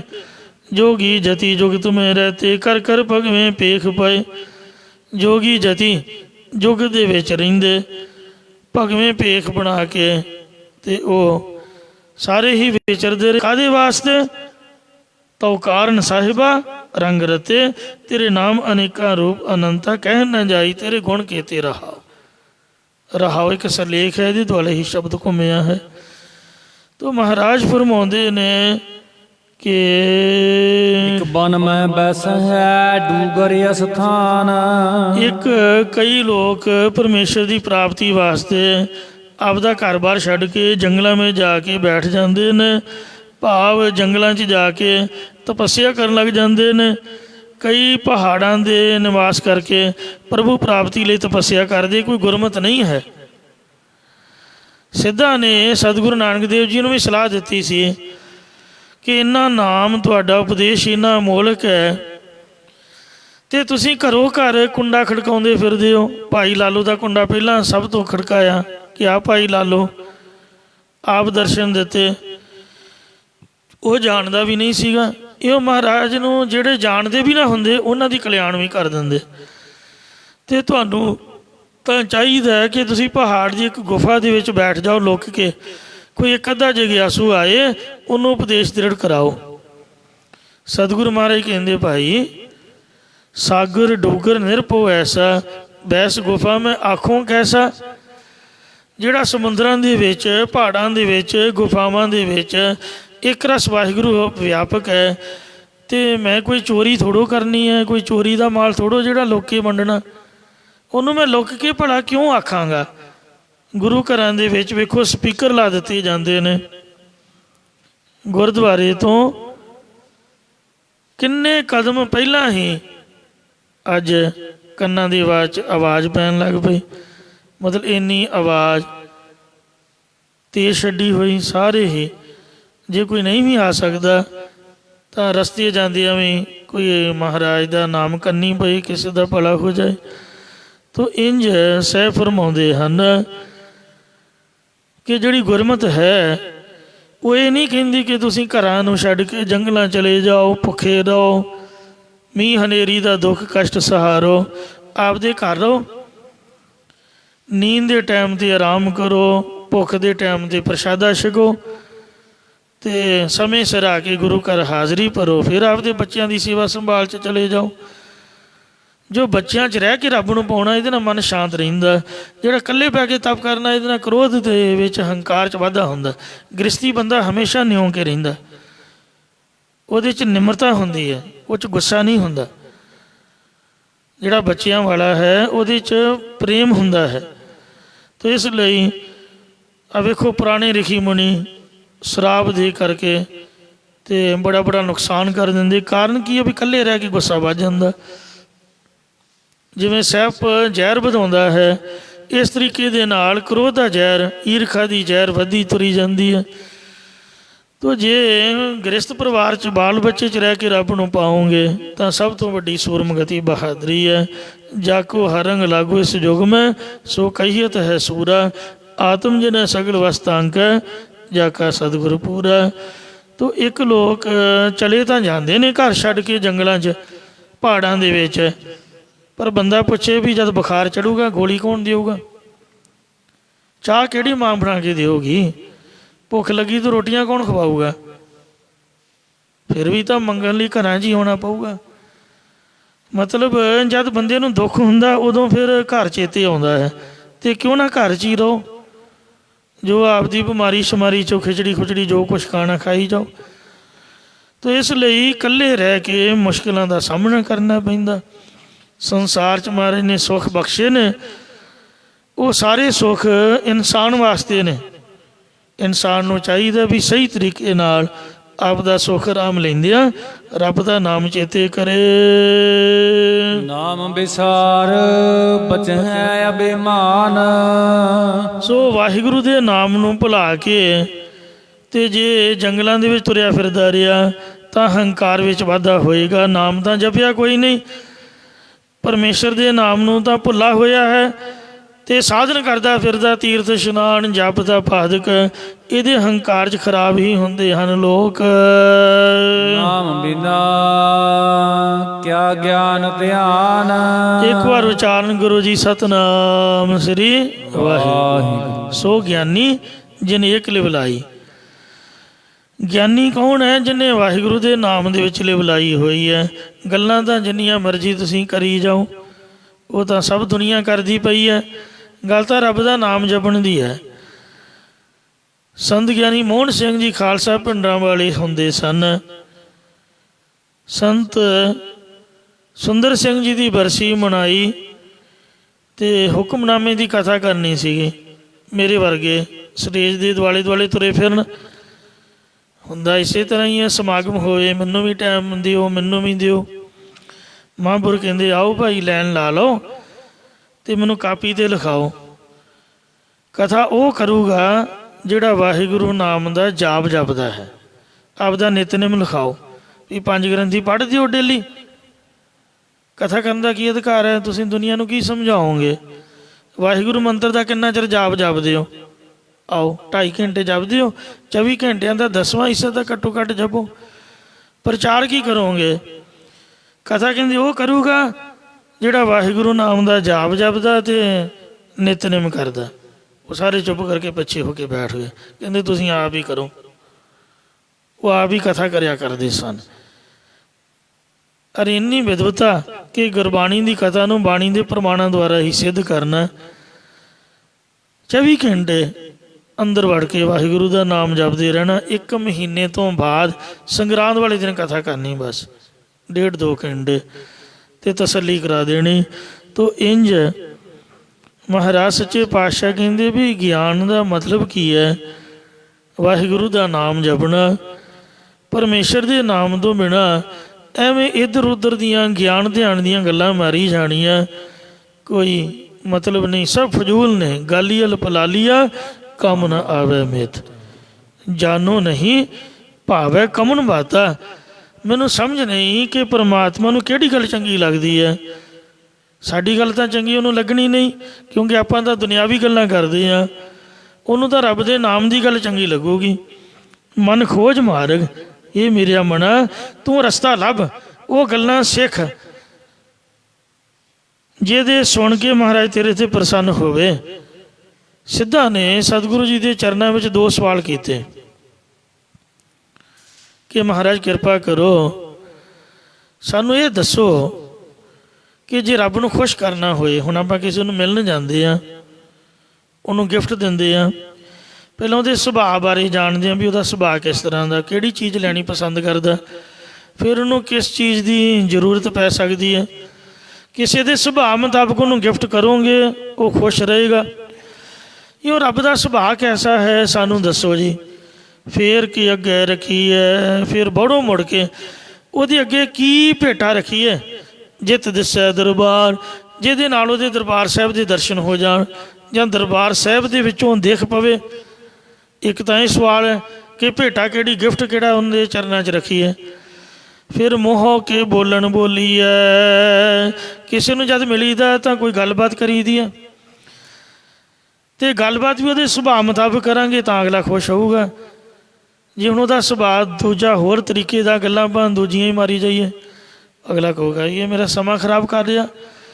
ਤਾਂ ਆਪ ਕਿਰਪਾ ਕਰਕੇ ਦੱਸੋ ਰੱਬ ਕਿਹੜੀਆਂ ਗੱਲਾਂ ਪਸੰਦ ਕਰਦਾ। ਮੋਹ ਕੇ ਬੋਲਣ ਬੋਲੀ ਹੈ, ਜੇ ਅਸੀਂ ਹੁਣ ਆਪਦੀਆਂ ਘਰ ਦੀਆਂ ਗੱਲਾਂ ਕਰੀ ਸੋਹ ਕੇ ਬੈਠ ਜਾਈਏ, ਅਤੇ ਹੁਣ ਮਹਾਰਾਜ ਸੱਚੇ ਪਾਤਸ਼ਾਹ ਸੁਣਨਾ ਨਹੀਂ ਚਾਹੁੰਦਾ।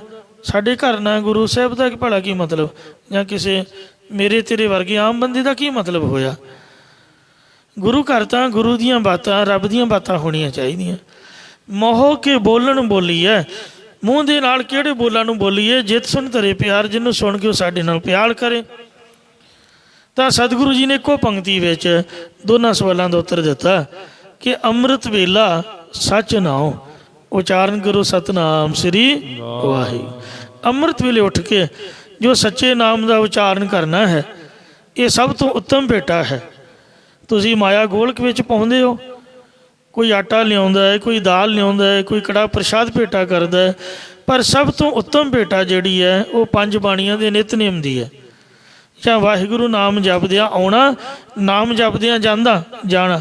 ਪੁਰਾਣੀਆਂ ਸੰਗਤਾਂ ਢੋਲਕੀ ਚਮਟਿਆਂ ਨਾਲ ਕੀਰਤਨ ਕਰਦੀਆਂ ਗੁਰਦੁਆਰੇ ਆਉਂਦੀਆਂ ਸਨ, ਜਿਹਨੂੰ ਪ੍ਰਭਾਤ ਫੇਰੀ ਕਹਿ ਲਓ ਜਾਂ ਨਗਰ ਕੀਰਤਨ ਕਹਿ ਲਓ, ਕਿਉਂਕਿ ਸਾਲ 6 ਮਹੀਨਿਆਂ ਬਾਅਦ ਗੁਰੂ ਘਰ ਆਉਂਦੇ ਸਨ, ਆਵਾਜਾਈ ਦੇ ਸਾਧਨ ਨਹੀਂ ਸਨ। ਤੋ ਕੀਰਤਨ ਕਰਦੇ ਆਉਂਦੇ, ਕੀਰਤਨ ਕਰਦੇ ਜਾਂਦੇ। ਅੱਜ ਕੱਲ੍ਹ ਸਾਡੇ ਹੱਥਾਂ 'ਚ ਮੋਬਾਇਲ ਹੁੰਦਾ, ਉਹ ਭਾਵੇਂ ਵਿੱਚ ਵੱਜ ਜਾਈਏ ਕਿਸੇ ਦੇ, ਮੋਬਾਇਲ ਵੇਖਦਿਆਂ ਹੀ ਉਂਗਲਾਂ ਮਾਰਦਿਆਂ ਹੀ ਤੁਰੇ ਆਈ ਦਾ। ਮੇਰੇ ਤਾਂ ਉਹ ਸਿਰ ਘੁੰਮ ਜਾਂਦਾ, ਖੜੇ ਖੜੋਤੇ ਨਾ ਤਾਂ ਮੈਂ ਫੋਨ ਕਰ ਸਕਦਾ ਨਾ ਸੁਣ ਸਕਦਾ। ਵਟਸਐਪ ਦਾ ਭਲਾ ਕੀ ਚਲਾਉਣੀ ਹੈ, ਅੱਖਾਂ ਹੀ ਘੁੰਮ ਜਾਂਦੀਆਂ, ਸਿਰ ਦਰਦ ਹੋਣ ਲੱਗ ਪੈਂਦਾ।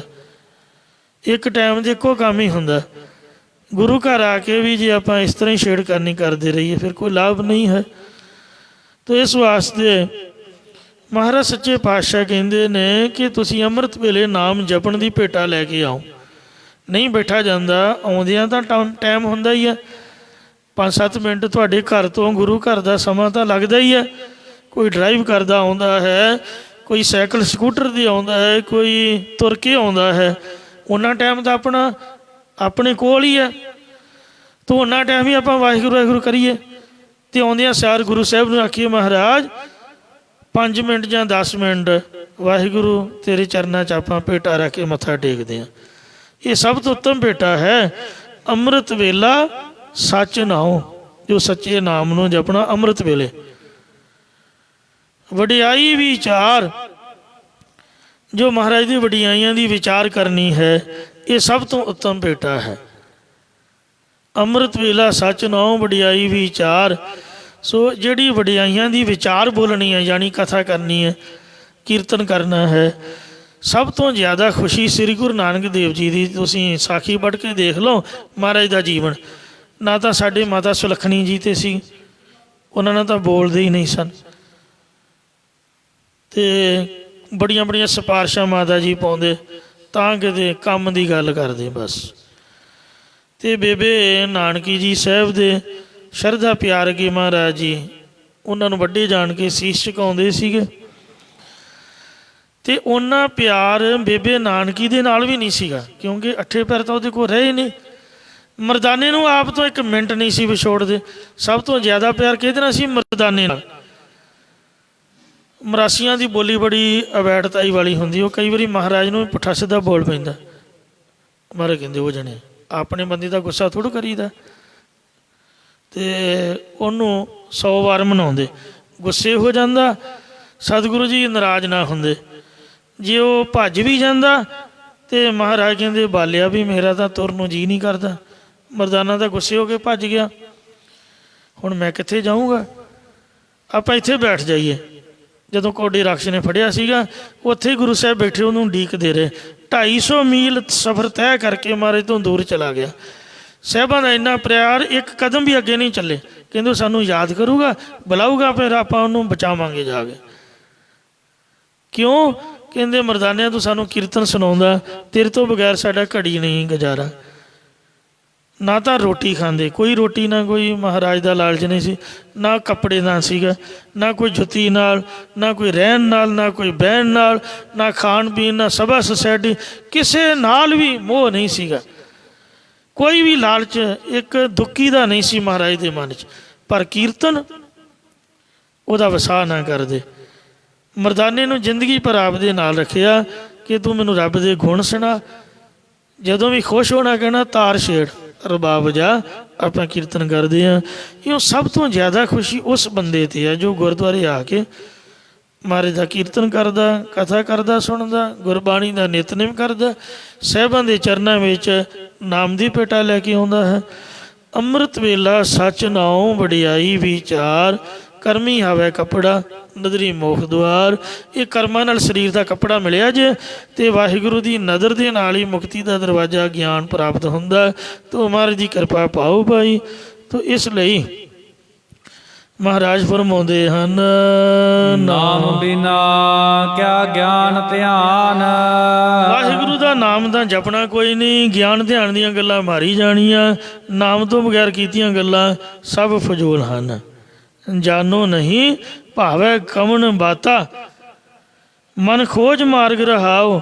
ਧਿਆਨੀ ਧਿਆਨ ਲਾਵੈ, ਗਿਆਨੀ ਗਿਆਨ ਕਮਾਵੈ, ਪ੍ਰਭ ਕਿ ਨਹੀਂ ਜਾਤਾ। ਜਿਹੜੇ ਸਮਾਧੀਆਂ ਲਾਉਣ ਵਾਲੇ ਲੋਕ ਸਮਾਧੀਆਂ ਲਾਉਂਦੇ ਨੇ 10ਵੇਂ ਦੁਆਰ 'ਚ, ਕੀ ਫਾਇਦਾ? ਸਾਡੇ ਮਾਤਾ ਅਜੀਤ ਕੌਰ ਨੇ ਸਾਹਿਬਾਂ ਨੂੰ ਬੇਨਤੀ ਕੀਤੀ, ਮੈਨੂੰ 10ਵਾਂ ਦੁਆਰ ਦਿਖਾਓ। ਮਹਾਰਾਜ ਕਹਿੰਦੇ ਵੀ ਜਿਹੜੀ ਗੁਰੂ ਦੀ ਮੱਤ ਹੈ ਉਹ ਵਾਹਿਗੁਰੂ ਨਾਮ ਜਪਣ ਦੀ ਹੈ। ਜੇ ਗੁਰੂ ਨਾਨਕ ਸਾਹਿਬ ਕਿਰਪਾ ਕਰਕੇ ਦਿਖਾ ਦੇਣ ਤਾਂ ਦਿਖਾ ਦੇਣ, ਇਹ ਹੁਣ ਜਿੱਦ ਨਹੀਂ ਕਰੀਦੀ। ਕਹਿੰਦੇ ਜੀ ਜੋਗੀ ਲੋਕ ਬੜੀ ਮਹਿਮਾ ਗਾਉਂਦੇ ਨੇ, ਅਤੇ ਆਪਦੇ ਘਰ ਅਸੀਂ ਸੇਵਾਦਾਰ ਆਏ ਹਾਂ। ਤੁਸੀਂ ਸਰਬ ਸ੍ਰਿਸ਼ਟੀ ਦੇ ਗੁਰੂ ਹੋ, ਜੇ ਤੁਹਾਡੇ ਘਰ ਰਹਿ ਕੇ ਤੁਹਾਡੇ ਚਰਨਾਂ ਦੀ ਸੇਵਾ ਕਰਦਿਆਂ 10ਵਾਂ ਦੁਆਰ ਨਹੀਂ ਦੇਖਿਆ, ਦੱਸੋ ਕੀ ਫਾਇਦਾ ਹੋਇਆ? ਮਹਾਰਾਜ ਕਹਿੰਦੇ ਚੰਗਾ ਬਹਿ। ਚੌਂਕੜਾ ਮਾਰ ਕੇ ਆਪਦੇ ਅੱਗੇ ਬਿਠਾ ਲਿਆ। ਕਹਿੰਦੇ ਚੱਲ ਅੱਖਾਂ ਬੰਦ ਕਰ, ਧਿਆਨ ਲਾ। ਸੱਜੀ ਨਾਸਕਾ ਥਾਣੀ ਸਵਾਸ ਤਾਂ ਚੜਾ, ਖੱਬੀ ਥਾਣੀ ਹੇਠਾਂ ਤਾਰ। ਸਰਕਲ ਚੱਲ ਪਿਆ? ਕਹਿੰਦੇ ਚੱਲ ਪਿਆ। ਕਹਿੰਦੇ ਖੱਬੀ ਥਾਣੀ ਹੁਣ ਤਾਂ ਚੜਾ, ਸੱਜੀ ਥਾਣੀ ਹੇਠਾਂ ਉਤਾਰ। ਚੱਲ ਪਿਆ ਸਰਕਲ? ਕਹਿੰਦੇ ਜੀ ਹਾਂ। ਇਹ ਕੰਟੀਨਿਊਟੀ ਬਣਾ ਲਗਾਤਾਰ। ਫਿਰ ਕਹਿੰਦੇ ਭਰਵੱਟਿਆਂ ਦੇ ਵਿਚਕਾਰ ਜਿਹੜੀ ਤ੍ਰਿਕੁਟੀ ਹੈ ਇਹਦੇ 'ਤੇ ਜ਼ੋਰ ਮਾਰ। ਆਮ ਬੰਦੇ ਦਾ ਸਿਰ ਦਰਦ ਹੋਣ ਲੱਗ ਪੈਂਦਾ ਅਤੇ ਕਾਫੀ ਜ਼ੋਰ ਲੱਗਦਾ। ਇਹ 10ਵੇਂ ਦੁਆਰ ਦਾ ਦਰਵਾਜ਼ਾ ਮੰਨਿਆ। ਕਹਿੰਦੇ ਸਵਾਸਾਂ ਦਾ ਜ਼ੋਰ ਪਾ, ਇਹਦੇ ਵਿੱਚ ਠਹਿਰਾ। ਏੜਾ ਪਿੰਗਲਾ ਔਰ ਸੁਖਮਨਾ 3 ਵਸੇ ਇੱਕ ਠਾਈ। ਸੁਖਮਨਾ ਨਾੜੀ 'ਤੇ ਜ਼ੋਰ ਪਾ। ਤ੍ਰਿਕੁਟੀ ਫੋਰ ਭਰਮ ਭੋ ਭਾਗਾ, ਲੱਜ ਭਾਨੀ ਮਟਕੀ ਮਾਟ। ਅਤੇ ਜ਼ੋਰ ਮਾਰ ਕੇ ਦਰਵਾਜ਼ਾ ਖੋਲ੍ਹ। ਖੁੱਲ੍ਹ ਗਿਆ? ਕਹਿੰਦੇ ਜੀ ਹਾਂ। ਹੁਣ ਕਿੱਥੇ? ਕਹਿੰਦੇ 10ਵੇਂ ਦੁਆਰ ਦੇ ਅੰਦਰ। ਤੈ ਅਨੇਕ ਰੂਪ 9 ਨਾਮ ਨਿਧ, ਤਿਸ ਦਾ ਅੰਤ ਨ ਜਾਈ ਪਾਇਆ। 9 ਦੁਆਰੇ ਪ੍ਰਗਟ ਕੀਏ, ਇੱਕ ਨਾ 10ਵਾਂ ਦੁਆਰ ਦਿਖਾਇਆ। ਤੈ ਅਨੇਕ ਰੂਪ 9 ਨਾਮ ਨਿਧ, ਤਿਸ ਦਾ ਅੰਤ ਨ ਜਾਈ ਪਾਇਆ।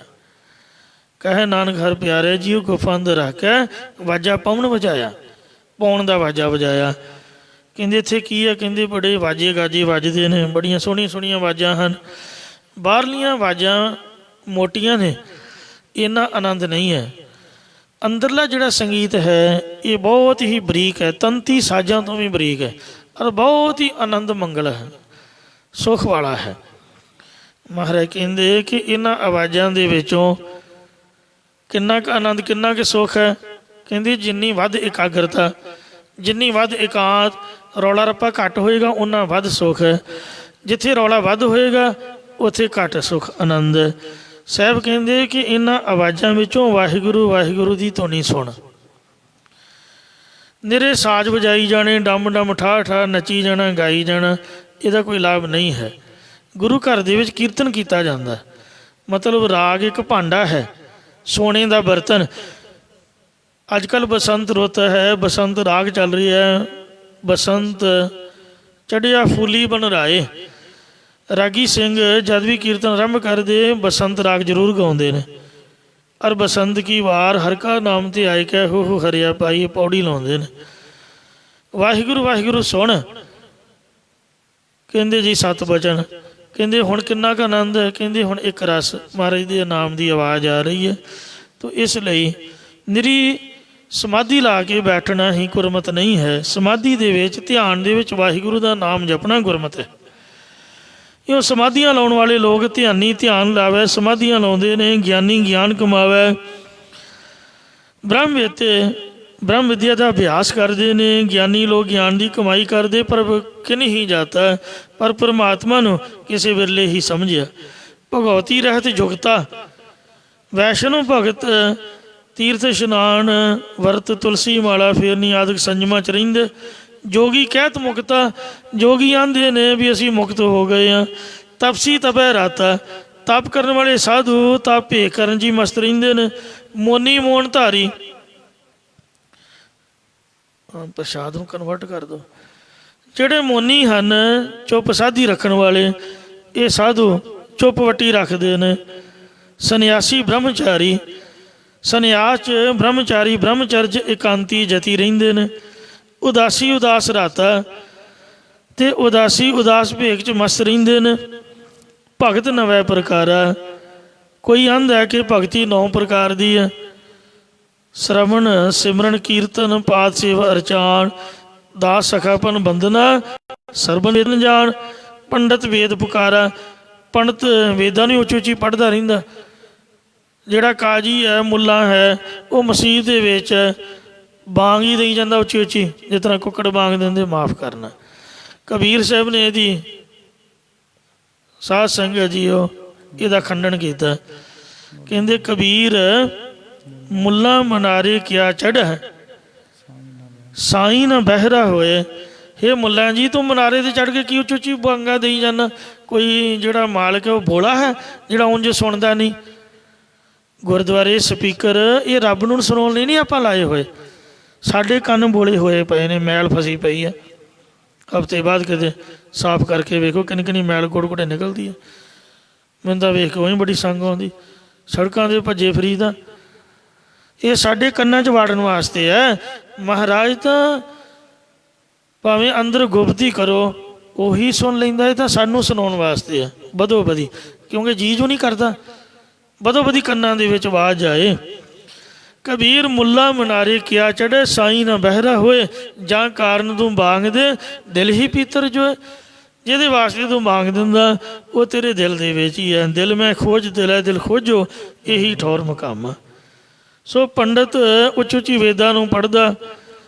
ਇੱਕ ਗ੍ਰਸਤ ਧਰਮਾਤਾ, ਗ੍ਰਸਤ ਧਰਮ 'ਚ ਮਸਤ ਰਹਿੰਦਾ ਹੈ। ਇੱਕ ਸ਼ਬਦੀ ਬਹੁਰੂਪ ਅਵਧੂਤਾ, ਅਨੇਕਾਂ ਐਸੇ ਨੇ ਜੋ ਅਲੱਖ ਪੁਕਾਰਦੇ। ਕੋਈ ਬਹੁਰੂਪੀ ਹੈ, ਕੋਈ ਨਾਂਗੇ ਨੇ। ਕਾਪੜੀ ਕੌਤੇ ਜਾਗੂਤਾ, ਕੋਈ ਖਾਸ ਕਿਸਮ ਦਾ ਚੋਲ ਆਦਿਕ ਪਹਿਨਣ ਵਾਲੇ ਨੇ। ਕੋਈ ਨਾਟਕ ਚੇੜਕ ਸਾਂਗ ਆਦਿਕ ਬਣਾ ਕੇ ਲੋਕਾਂ ਨੂੰ ਪ੍ਰਸੰਨ ਕਰਦੇ। ਕਈ ਐਸੇ ਜੋ ਰਾਤਾਂ ਜਾ ਕੇ ਗੁਜ਼ਾਰਦੇ। ਇੱਕ ਤੀਰਥ ਨਹਾਤਾ, ਇੱਕ ਐਸੇ ਜੋ ਹਰੇਕ ਤੀਰਥ ਇਸ਼ਨਾਨ ਕਰਦੇ। ਨਿਰਹਾਰ ਵਰਤੀ ਅਪਰਸਾ, ਇੱਕ ਐਸੇ ਨੇ ਜੋ ਭੋਜਨ ਤੋਂ ਬਿਨਾਂ ਹੀ ਵਿਚਰਨ ਵਾਲੇ। ਅਤੇ ਅਪਰਸ ਕਿਸੇ ਨਾਲ ਛੂੰਹਦੇ ਨਹੀਂ। ਇੱਕ ਲੂਕ ਨਾ ਦੇਵ ਹੈ ਦਰਸਾ, ਇੱਕ ਉਹ ਹੈ ਜੋ ਲੁਕਿਆ ਰਹਿੰਦਾ, ਕਿਸੇ ਨੂੰ ਆਪਣਾ ਦਰਸ਼ਨ ਹੀ ਨਹੀਂ ਦਿਖਾਉਂਦਾ। ਇੱਕ ਮਨ ਹੀ ਗਿਆਤਾ, ਇੱਕ ਉਹ ਨੇ ਜੋ ਆਪਣੇ ਮਨ ਚਿੱਤ ਅੰਦਰ ਹੀ ਸਿਆਣੇ ਬਣੇ ਹੋਏ ਨੇ। ਗੱਲ ਤਾਂ ਇਹ ਦੁਨੀਆ ਤੁਹਾਨੂੰ ਸਿਆਣਾ ਆਖੇ, ਆਪਦੇ ਮੂੰਹ ਮੀਆਂ ਮਿੱਠੂ ਬਣੇ ਹੋਏ ਨੇ। ਘਾਟ ਨਾ ਕਿ ਨਹੀਂ ਕਹਾਇਆ, ਸਭ ਕਹਤੇ ਹੈ ਪਾਇਆ। ਘੱਟ ਕੌਣ ਕਹਾਉਂਦਾ? ਜਿਹਨੂੰ ਮਰਜ਼ੀ ਪੁੱਛ ਕੇ ਵੇਖ ਲਓ। ਉਹ ਕੋਈ ਤਾਂ ਕਹਿੰਦਾ ਮੇਰੇ 'ਚ ਬਾਬਾ ਦੀਪ ਸਿੰਘ ਦਾ, ਕੋਈ ਕਹਿੰਦਾ ਮੇਰੇ ਤੇ ਸ਼ਹੀਦਾਂ ਦਾ ਪਹਿਰਾ ਜੀ। ਸ਼ਹੀਦ ਕੋਈ ਭੂਤ ਪ੍ਰੇਤ ਥੋੜ੍ਹੇ ਨੇ ਜਿਹੜੇ ਸਾਡੇ ਗੰਦੇ ਸਰੀਰ 'ਚ ਵੜ ਜਾਣਗੇ। ਦੁਨੀਆ ਝੂਠ ਬੋਲਦੀ ਪਈ ਹੈ। ਸਭ ਕਹਿੰਦੇ ਨੇ ਆਪਾਂ ਪਾਲਿਆ। ਇੰਨੇ ਲੋਕ ਬਸ਼ਰਮ ਕਹਿੰਦੇ ਆਖੇ ਜੀ ਗੁਰੂ ਗੋਬਿੰਦ ਸਿੰਘ ਜੀ ਆਉਂਦੇ ਨੇ, ਗੁਰੂ ਨਾਨਕ ਸਾਹਿਬ 10 ਪਾਤਸ਼ਾਹੀਆਂ ਦਾ ਸਾਡਾ ਪਹਿਰਾ। ਦੱਸੋ ਇੰਨਾ ਵੀ ਝੂਠ ਕੀ ਹੋਇਆ? ਜਿਸ ਮੇਲੇ ਸੋ ਭਗਤਾ, ਅਸਲ 'ਚ ਸਾਧੂ ਉਹੀ ਹੈ ਜਿਹਨੂੰ ਹਰੀ ਆਪ ਦੀ ਭਗਤੀ ਬੰਦਗੀ ਦੇ ਦੁਆਰਾ ਆਪਣੇ ਨਾਲ, ਆਪਣੀ ਸੰਗਤ ਨਾਲ ਮੇਲ ਲੈਂਦਾ। ਸਗਲ ਉਕਤ ਉਪਾਵਾ, ਤਿਆਗੀ ਸ਼ਰਨ ਪਾਵਾ। ਪਰ ਮੈਂ ਤਾਂ ਸਾਰੀਆਂ ਦਲੀਲਾਂ, ਸਾਰੇ ਉਪਾਅ ਛੱਡ ਦਿੱਤੇ ਅਤੇ ਪ੍ਰਭੂ ਦੀ ਹੀ ਸ਼ਰਨ ਪਿਆ ਹਾਂ। ਨਾਨਕ ਗੁਰ ਚਰਨ ਭਰਾਤਾ। ਮਹਾਰਾਜ ਕਹਿੰਦੇ ਹੇ ਵਾਹਿਗੁਰੂ, ਮੈਂ ਤੇਰੇ ਚਰਨੀ ਆ ਡਿੱਗਾ ਹਾਂ। ਇਸ ਲਈ ਸੋ ਨਾਮ ਬਿਨਾਂ ਕਿਆ ਗਿਆਨ ਧਿਆਨ, ਵਾਹਿਗੁਰੂ ਦੇ ਨਾਮ ਤੋਂ ਬਿਨਾਂ ਗਿਆਨ ਧਿਆਨ ਕੀ ਹੈ। ਗੁਰਮੁਖ ਪਾਵਹਿ ਦਰਗਹਿ ਮਾਨ। ਭਾਵ ਕਿਸੇ ਅਰਥ ਨਹੀਂ। ਗੁਰਮੁਖ ਜਾਣੈ, ਗੁਰਾਂ ਦੁਆਰਾ ਨਾਮ ਜਪ ਕੇ ਪਰਮੇਸ਼ਰ ਦੀ ਦਰਗਾਹ ਨਿਆਏ ਸਭਾ ਵਿੱਚ ਮਾਨ ਸਤਿਕਾਰ ਪਾਉਂਦੇ ਹਨ। ਇਸੇ ਪ੍ਰਕਾਰ ਗੁਰਮੁਖ ਪਾਵਹਿ ਨਾਮ ਬਿਨਾਂ, ਨਾਮ ਬਿਨਾ ਕਿਆ ਗਿਆਨ ਧਿਆਨ। ਨਾਮ ਤੋਂ ਬਗੈਰ ਕੀ ਨਿਰਗੁਣ ਸਰੂਪ ਦਾ ਗਿਆਨ ਹੈ ਤੇ ਕੀ ਸਰਗੁਣ ਸਰੂਪ ਦਾ ਗਿਆਨ ਧਿਆਨ ਹੈ। ਭਾਵ ਕਿਸੇ ਅਰਥ ਨਹੀਂ। ਅਰਥਾਤ ਵਾਚ ਅਰਥ ਦਾ ਧਿਆਨ ਹੁੰਦਾ, ਲੱਖ ਅਰਥ ਦਾ ਗਿਆਨ ਹੁੰਦਾ ਹੈ। ਗੁਰਮੁਖ ਪਾਵਹਿ ਦਰਗਹਿ ਮਾਨ। ਗੁਰਮੁਖ ਜਨ ਹਿਰਦੇ ਰੂਪ ਜਗ੍ਹਾ ਦੇ ਵਿੱਚ ਮੰਨਣ ਕਰਨਾ, ਮਾਨ ਗਿਆਨ ਪਾਉਣਾ ਕਰਦੇ ਹਨ। ਹਠ ਅਹੰਕਾਰ ਕਰੈ ਨਹੀਂ ਪਾਵੈ। ਇਹ ਭਾਈ ਜੋ ਜਿੱਦ ਨਾਲ ਕਰਮਾਂ ਨੂੰ ਕਰਦਾ ਤੇ ਗੁਣਾਂ ਦਾ, ਸਾਧਨਾ ਦਾ ਹੰਕਾਰ ਕਰਦਾ, ਉਹ ਪਰਮੇਸ਼ਰ ਨੂੰ ਪ੍ਰਾਪਤ ਨਹੀਂ ਕਰ ਸਕਦਾ ਹੈ। ਹਠ ਕਰ ਮਰੈ ਨਾ ਲੇਖੈ ਪਾਵੈ। ਮਨ ਹਠ ਜੋ ਕਮਾਵੈ ਤੇ ਤਿਲ ਨਾ ਲੇਖੈ ਪਾਵੈ। ਇਉਂ ਤਿਲ ਮਾਤਰ ਵੀ ਲੇਖੇ ਵਿੱਚ ਨਹੀਂ ਪੈਂਦਾ। ਪਾਠ ਪੜੈ ਲੈ ਲੋਕ ਸੁਣਾਵੈ। ਪਾਠ ਦਾ ਅਰਥ ਇੱਥੇ ਸ੍ਰੀ ਗੁਰੂ ਗ੍ਰੰਥ ਸਾਹਿਬ ਦਾ ਅਖੰਡ ਪਾਠ ਜਾਂ ਸਹਿਜ ਪਾਠ ਨਹੀਂ, ਜਾਂ ਆ ਪੋਥੀ ਗੁਰਬਾਣੀ ਦਾ ਪਾਠ ਨਹੀਂ ਹੈ। ਇਹ ਤਾਂ ਮਹਾਰਾਜ ਦਾ ਨਾਮ ਹੈ। ਇਹ ਤਾਂ ਲੋਕਾਂ ਨੂੰ ਸੁਣਾਉਣਾ ਹੀ ਹੈ, ਸਾਡੀ ਡਿਊਟੀ ਹੈ। ਪਾਠ ਪੜ੍ਹੇ ਦਾ ਮਤਲਬ ਵਿਆਕਰਨ ਦੇ ਪਾਠ, ਜੋ ਨਾਮ ਤੋਂ, ਬਾਣੀ ਤੋਂ ਇਲਾਵਾ ਜੋ ਆ ਹੀਰ ਰਾਂਝੇ ਦੇ ਕਿੱਸਿਆਂ ਦੇ ਪਾਠ, ਮਿਰਜ਼ਾ ਸਾਹਿਬਾਂ ਦੇ ਕਿੱਸਿਆਂ ਦੇ ਪਾਠ, ਕਰਮਾਂ ਧਰਮਾਂ ਦੇ, ਵੇਦਾਂ ਸ਼ਾਸਤਰਾਂ ਦੇ ਪਾਠ, ਜਿਹੜੇ ਨਾਮ ਤੋਂ ਬਗੈਰ ਨੇ। ਧਾਰਮਿਕ ਪੋਥੀਆਂ ਲੈ ਲੈ ਕਰਕੇ ਸੰਸਕ੍ਰਿਤ ਦੇ ਪਾਠ ਪੜ੍ਹ ਕੇ ਲੋਕਾਂ ਨੂੰ ਸੁਣਾਉਂਦਾ, ਜਾਂ ਲੋਕਾਂ ਨੂੰ ਪਾਠ ਪੜ੍ਹ ਕੇ ਸੁਣਾਉਂਦਾ। ਅਤੇ ਸੋ ਲੈ ਲੋਕ ਸੁਣਾਵੈ, ਲੋਕਾਂ ਨੂੰ ਸੁਣਾ ਕੇ ਲੈ ਮਾਇਆ ਲੈ ਲੈਂਦਾ ਹੈ, ਜਾਂ ਆਪ ਵਾਸ਼ਨਾ ਦੇ ਵਿੱਚ ਲੈ ਲੀਨ ਰਹਿੰਦਾ ਹੈ। ਭਾਵ ਆਪ ਕੇਵਲ ਸੁਣਾਉਂਦਾ ਹੀ ਹੈ, ਧਾਰਨ ਨਹੀਂ ਕਰਦਾ। ਲੈ ਲਿਵ ਲਗਾ ਕੇ ਪਾਠ ਪੜ੍ਹ ਕੇ ਲੋਕਾਂ ਨੂੰ ਸੁਣਾਉਂਦਾ। ਅਤੇ ਤੀਰਥ ਭਰਮਸ ਵਿਆਦ ਨਾ ਜਾਵੈ। ਤੀਰਥਾਂ ਉੱਤੇ ਯਾਤਰੂ ਬਣ ਕੇ ਭਰਮਦਾ ਫਿਰਦਾ ਰਹਿੰਦਾ।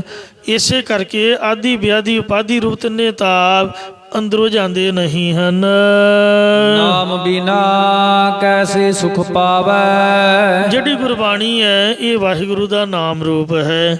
ਪਰ ਪਰਮੇਸ਼ਰ ਦਾ ਨਾਮ ਜਪੇ ਤੋਂ ਬਿਨਾਂ ਹੋਰ ਵਿਆਕਰਨਾਂ, ਧਾਰਮਿਕ ਗ੍ਰੰਥਾਂ ਦੇ ਪਾਠ ਆਤਮਿਕ ਆਨੰਦ ਨੂੰ ਕਿਵੇਂ ਦੇ ਸਕਦੇ, ਕਿਵੇਂ ਤੋਂ ਪਾ ਸਕਦਾ? ਨਹੀਂ ਪਾ ਸਕਦਾ। ਯਤਨ ਕਰੈ ਬਿੰਦ ਕੀਵੈ ਨਾ ਰਹਾਈ। ਇਹ ਜੀਵ ਯਤਨ ਦਾ ਬਥੇਰੇ ਕਰਦਾ, ਪਰ ਆਪਦੇ ਬੀਰਜ ਭਾਵ ਬ੍ਰਹਮਚਰਜ ਜਤ ਸਤ ਨੂੰ ਰੋਕ ਕੇ ਨਹੀਂ ਰੱਖ ਸਕਦਾ, ਕਿਸੇ ਪ੍ਰਕਾਰ ਵੀ ਰਹਿ ਨਹੀਂ ਸਕਦਾ। ਸੋ ਜੋਗੀ ਉਹ ਹੈ ਜਿਹੜਾ ਸੁਪਨੇ ਵਿੱਚ ਵੀ ਸੁਪਨੇ ਬਿੰਦ ਨ ਦੇਈ ਝਰਨਾ, ਤਿਸ ਪਾਖੰਡੀ ਜਰਾ ਨਾ ਮਰਨਾ। ਭਾਵ ਜੀਵ ਯਤਨ ਬਹੁਤ ਕਰਦਾ, ਪਰੰਤੂ ਮੰਦ ਵਾਸ਼ਨਾ ਕਰਕੇ ਤਾਂ ਸ਼ਿਵਜੀ ਸਥਿਰ ਨਹੀਂ ਸੀ ਰਹਿ ਸਕਿਆ। ਗੋਹੇ 'ਚ ਉਹਦੀ ਧਾਤੂ ਡਿੱਗੀ, ਵੇਖੋ ਗੋਰਖ ਪੈਦਾ ਹੋ ਗਿਆ। ਅਤੇ ਨਾਰਦ ਮੁਨੀ ਨੇ ਨੜੇ 'ਚ ਪਾ ਲਈ, ਅਤੇ ਉਹ ਅੰਜਨੀ ਦੇ ਕੰਨ ਦੇ ਰਾਹੀਂ ਉਹਦੇ ਅੰਦਰ ਭੇਜੀ। ਉਹਦੇ ਤੋਂ ਹਨੂੰਮਾਨ ਦਾ ਜਨਮ ਹੋਇਆ, ਸ਼ਿਵ ਜੀ ਦਾ ਪੁੱਤ ਮੰਨਿਆ। ਸਮੁੰਦਰ 'ਚ ਡਿੱਗੀ, ਉਹਦੇ ਤੋਂ ਮੱਛੀ ਨੇ ਨਿਕਲੀ ਅਤੇ ਮੱਛ ਸਾਧ ਸੰਗਤ ਜੀ ਮਛੰਦਰ ਨਾਥ ਪੈਦਾ ਹੋਇਆ। ਤੁਸੀਂ ਦੱਸੋ, ਆਪਾਂ ਤਾਂ ਬੜਾ ਕਿਹੜੇ ਬਾਗ ਦੀ ਮੂਲੀਆਂ, ਬੜੇ ਬੜੇ ਲੋਕ ਥਿੜਕ ਗਏ। ਇਉਂ ਇੱਕ ਗੁਰੂ ਨਾਨਕ ਸਾਹਿਬ ਹੀ ਹੈ। ਉਚਾਰਨ ਕਰੋ ਸਤਿਨਾਮ ਸ੍ਰੀ ਵਾਹਿਗੁਰੂ। ਮੰਨਣਾ ਪਊਗਾ। ਜੇ ਤੁਸੀਂ ਕਹੋ ਆਪਦੇ ਪਿਓ ਨੂੰ ਤਾਂ ਹੁਣ ਸਾਡਾ ਪਿਓ ਆ, ਚੰਗਾ ਕਹਿਣਾ ਹੀ ਕਹਿਣਾ। ਜਿੱਥੇ ਮਰਜ਼ੀ ਖੜ ਕੇ ਤੁਸੀਂ ਬੋਲ ਸਕਦੇ ਹੋ, ਕਿਹੜੀ ਮਰਜ਼ੀ ਕਿਤਾਬ ਪੜ੍ਹ ਕੇ, ਜਿਹਨੂੰ ਮਰਜ਼ੀ ਤੁਸੀਂ ਪੁੱਛ ਕੇ ਵੇਖ ਲਓ। ਇਸੇ ਕਰਕੇ ਗੁਰੂ ਨਾਨਕ ਸਾਹਿਬ ਦੀ ਵਡਿਆਈ ਵੱਡੀ ਹੈ। ਵੱਡੀ ਵਡਿਆਈ ਜਾਂ ਵੱਡਾ ਨਾਉ, ਵੱਡੀ ਵਡਿਆਈ ਜਾਂ ਸੱਚ ਨਿਆਓ, ਵੱਡੀ ਵਡਿਆਈ ਜਾਂ ਨਿਚਲ ਥਾਓ, ਵੱਡੀ ਵਡਿਆਈ ਬੁੱਝੇ ਸਾ ਪਾਓ, ਵੱਡੀ ਵਡਿਆਈ ਜਾਂ ਪੁੱਛਣਾ ਦਾਦ, ਵੱਡੀ ਵਡਿਆਈ ਜਾਂ ਆਪੇ ਆਪ। ਪ੍ਰਗਟ ਭਈ ਸਗਲੇ ਜੁਗ ਅੰਤਰ ਗੁਰੂ ਨਾਨਕ ਕੀ ਵਡਿਆਈ। ਸਭ ਤੋਂ ਵੱਡਾ ਸਤਿਗੁਰੂ ਨਾਨਕ ਕਿਉਂ ਹੈ? ਕਿਉਂਕਿ ਮਹਾਰਾਜ ਨੇ ਹੀ ਜੱਟ ਸਤ ਨੂੰ ਸਾਂਭ ਕੇ ਰੱਖਿਆ। ਦਸੇ ਪਾਤਸ਼ਾਹੀਆਂ ਆਪ ਕਾਇਮ ਰਹੀਆਂ। ਬਾਬਾ ਦੀਪ ਸਿੰਘ ਸਾਹਿਬ ਆਦਿਕ ਗੁਰਸਿੱਖਾਂ ਜਿਨ੍ਹਾਂ ਦੀ ਕਿਰਪਾ ਕੀਤੀ, ਤੋ ਗੁਰੂ ਸਾਹਿਬ ਦੀ ਕਿਰਪਾ ਨਾਲ ਹੀ ਬਚਾਅ ਹੋ ਸਕਦਾ। ਨਹੀਂ ਤੇ ਬਿਮਾਰੀਆਂ, ਕਾਮ ਨਾ ਵਿਸਰਿਓ, ਕ੍ਰੋਧ ਨਾ ਵਿਸਰਿਓ। ਕਾਮ ਦੀ ਬਿਮਾਰੀ, ਕ੍ਰੋਧ ਦੀ ਬਿਮਾਰੀ ਹਰੇਕ ਨੂੰ ਹੈ। ਕਾਮ ਨਾ ਵਿਸਰਿਓ, ਕ੍ਰੋਧ ਨਾ ਵਿਸਰਿਓ, ਲੋਭ ਨਾ ਛੁਟਿਓ ਦੇਵਾ। ਪਰ ਨਿੰਦਾ ਮੁਖਤੇ ਨਹੀਂ ਛੁਟੀ, ਨਿਫਲ ਭਈ ਸਭ ਸੇਵਾ। ਯਤਨ ਕਰੈ ਬਿੰਦ ਕੀਵੈ ਨਾ ਰਹਾਈ। ਮਤਲਬ ਮਨ ਦਾ ਹੱਠ ਕਰਕੇ, ਯਤਨ ਕਰਕੇ ਬਿੰਦ ਨੂੰ ਤੁਸੀਂ ਨਹੀਂ ਰੋਕ ਸਕਦੇ। ਇਸ ਲਈ ਸਤਿਗੁਰੂ ਜੀ ਨੇ ਗ੍ਰਸਤੀ ਸਿੱਖ ਆਪਦੇ ਚਰਨੀ ਪਾਏ ਨੇ। ਸ਼ਾਦੀशुदा ਹੋਵੋ, ਆਨੰਦ ਕਾਰਜ ਕਰਾਓ, ਨਿਯਮ ਦੇ ਵਿੱਚ ਬੰਨੋ ਆਪਣੇ ਆਪ ਨੂੰ, ਅਤੇ ਬਾਲ ਬੱਚੇ ਵਿੱਚ ਰਹਿ ਕੇ ਆਪਦੇ ਘਰ ਪਰਿਵਾਰ ਦੇ ਨਾਲ, ਜਿਵੇਂ ਗੁਰੂ ਤੇਗ ਬਹਾਦਰ ਮਹਾਰਾਜ ਨੇ ਸਾਡੇ ਮਾਤਾ ਗੁਜਰੀ ਜੀ ਨੂੰ ਨਾਲ ਲੈ ਕੇ ਇੱਕ ਰਿਕਾਰਡ ਕਾਇਮ ਕਰ ਦਿੱਤਾ ਵਿਆਹ ਤੋਂ 27 ਸਾਲ ਬਾਅਦ ਤੱਕ। ਅਤੇ ਮਾਤਾ ਗੁਜਰੀ ਸਾਹਮਣੇ ਬੈਠੀ ਰਹਿੰਦੀ, ਮਹਾਰਾਜ ਦੇ ਮੂੰਹ ਵੱਲ ਵੇਂਦੀ ਰਹਿੰਦੀ ਵੀ ਕਦੋਂ ਕਹਿਣ ਮੈਨੂੰ ਕੋਈ ਜਲ ਪਾਣੀ ਜਾਂ ਕੋਈ ਸੇਵਾ। ਅਤੇ ਗੁਰੂ ਸਾਹਿਬ ਅੱਖਾਂ ਬੰਦ ਕਰਕੇ ਵਾਹਿਗੁਰੂ ਵਾਹਿਗੁਰੂ, ਸਾਡੇ ਮਾਤਾ ਨੂੰ ਨਾਲ ਲੈ ਕੇ ਵਾਹਿਗੁਰੂ ਕੀਤਾ। ਸਭ ਤੋਂ ਵੱਡੀ ਬਹਾਦਰੀ ਹੈ। ਇਉਂ ਘਰ ਛੱਡ ਕੇ ਭੱਜ ਜਾਣਾ, ਆਖਣਾ ਮੈਂ ਰੱਬ ਨੂੰ ਪਾਉਣ ਚੱਲਿਆ, ਤੋ ਮਹਾਰਾਜ ਦਾ ਨਿਯਮ ਨਹੀਂ ਹੈ। ਜਦ ਮਾਤਾ ਨਾਨਕੀ ਜੀ ਨੇ ਬੇਨਤੀ ਕੀਤੀ ਤਾਂ ਗੁਰਤਾ ਗੱਦੀ ਤੋਂ ਬਾਅਦ ਤਰਬੇਣੀ ਤੋਂ, ਅਤੇ ਗੁਰੂ ਗੋਬਿੰਦ ਸਿੰਘ ਦੀ ਕਥਾ ਚੱਲਦੀ ਹੈ। ਜਬ ਹੀ ਜਾਤ ਤਰਬੇਣੀ ਪਏ, ਪੁੰਨ ਦਾਨ ਦਿਨ ਕਰਤ ਭਗਤ ਹੈ, ਤਹੀਂ ਪ੍ਰਕਾਸ਼ ਹਮਾਰਾ ਪਇਓ। ਫਿਰ ਪਟਨਾ ਸਾਹਿਬ ਤੋਂ ਮਹਾਰਾਜ ਦੇ ਅਵਤਾਰ ਦੀ ਕਥਾ ਆਰੰਭ ਹੁੰਦੀ ਹੈ, ਕਿੰਨੇ ਸਾਲ ਬਾਅਦ।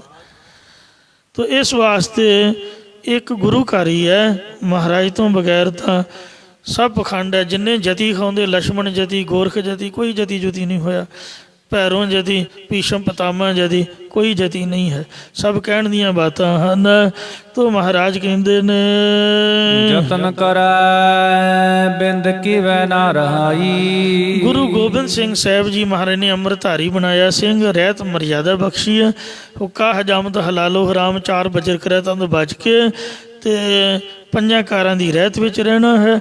ਮਰਹ ਦੀ ਮਰਿਆਦਾ ਤੋਂ, ਬਾਣੀ ਤੋਂ, ਨਾਮ ਤੋਂ ਬਗੈਰ, ਹੱਠ ਕਰਨ ਦੇ ਨਾਲ, ਯਤਨ ਕਰਨ ਦੇ ਨਾਲ ਆਪਦੀ ਬਿੰਦ ਬੀਰਜ ਨੂੰ ਕਿਵੇਂ ਵੀ ਕੋਈ ਰੱਖ ਨਹੀਂ ਸਕਦਾ ਹੈ।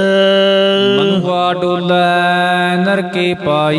ਜੀਵ ਦਾ ਮਨ ਪਰਾਈ ਘਰਾਂ 'ਚ ਪਰ ਇਸਤਰੀਆਂ ਦੇ ਸੁੰਦਰ ਸਰੂਪਾਂ 'ਤੇ ਡੋਲਦਾ ਰਹਿੰਦਾ। ਇਸ ਕਰਕੇ ਇਹਨੂੰ ਨਰਕ ਦੀ ਪ੍ਰਾਪਤੀ ਹੁੰਦੀ ਹੈ, ਨਰਕਾਂ ਵਿੱਚ ਬਹਿ ਜਾਂਦਾ ਹੈ। ਇਸੇ ਪ੍ਰਕਾਰ ਮਨੁਆ ਡੋਲੈ ਜੇ ਯਤਨ ਕਰੈ ਬਿੰਦ ਕੀਵੈ ਨਾ ਰਹਾਈ। ਬਿੰਦ ਨਾਮ ਹੈ ਫੁਰਨੇ ਦਾ। ਜੀਵ ਯਤਨ ਬਥੇਰਾ ਕਰਦਾ ਹੈ, ਪਰ ਫੁਰਨਾ ਅੰਦਰੋਂ ਕਿਸੇ ਪ੍ਰਕਾਰ ਵੀ ਠਹਿਰਦਾ ਟਿਕਦਾ ਨਹੀਂ। ਹਰ ਵਕਤ ਫੁਰਨਾ ਅੰਦਰ ਬਣਿਆ ਹੀ ਰਹਿੰਦਾ ਹੈ। ਮਨ ਦਾ ਕੀ ਪਤਾ ਨਹੀਂ ਕਿਹੜੇ ਵੇਲੇ ਕੀ ਸੋਚ ਲੈਣਾ ਹੈ। ਮਨੁਆ ਡੋਲੈ ਨਰਕੇ ਪਾਈ। ਸੁੱਤ ਬਿਤ ਲੋਕ ਈਖ ਨਾ ਤੀਨੀ।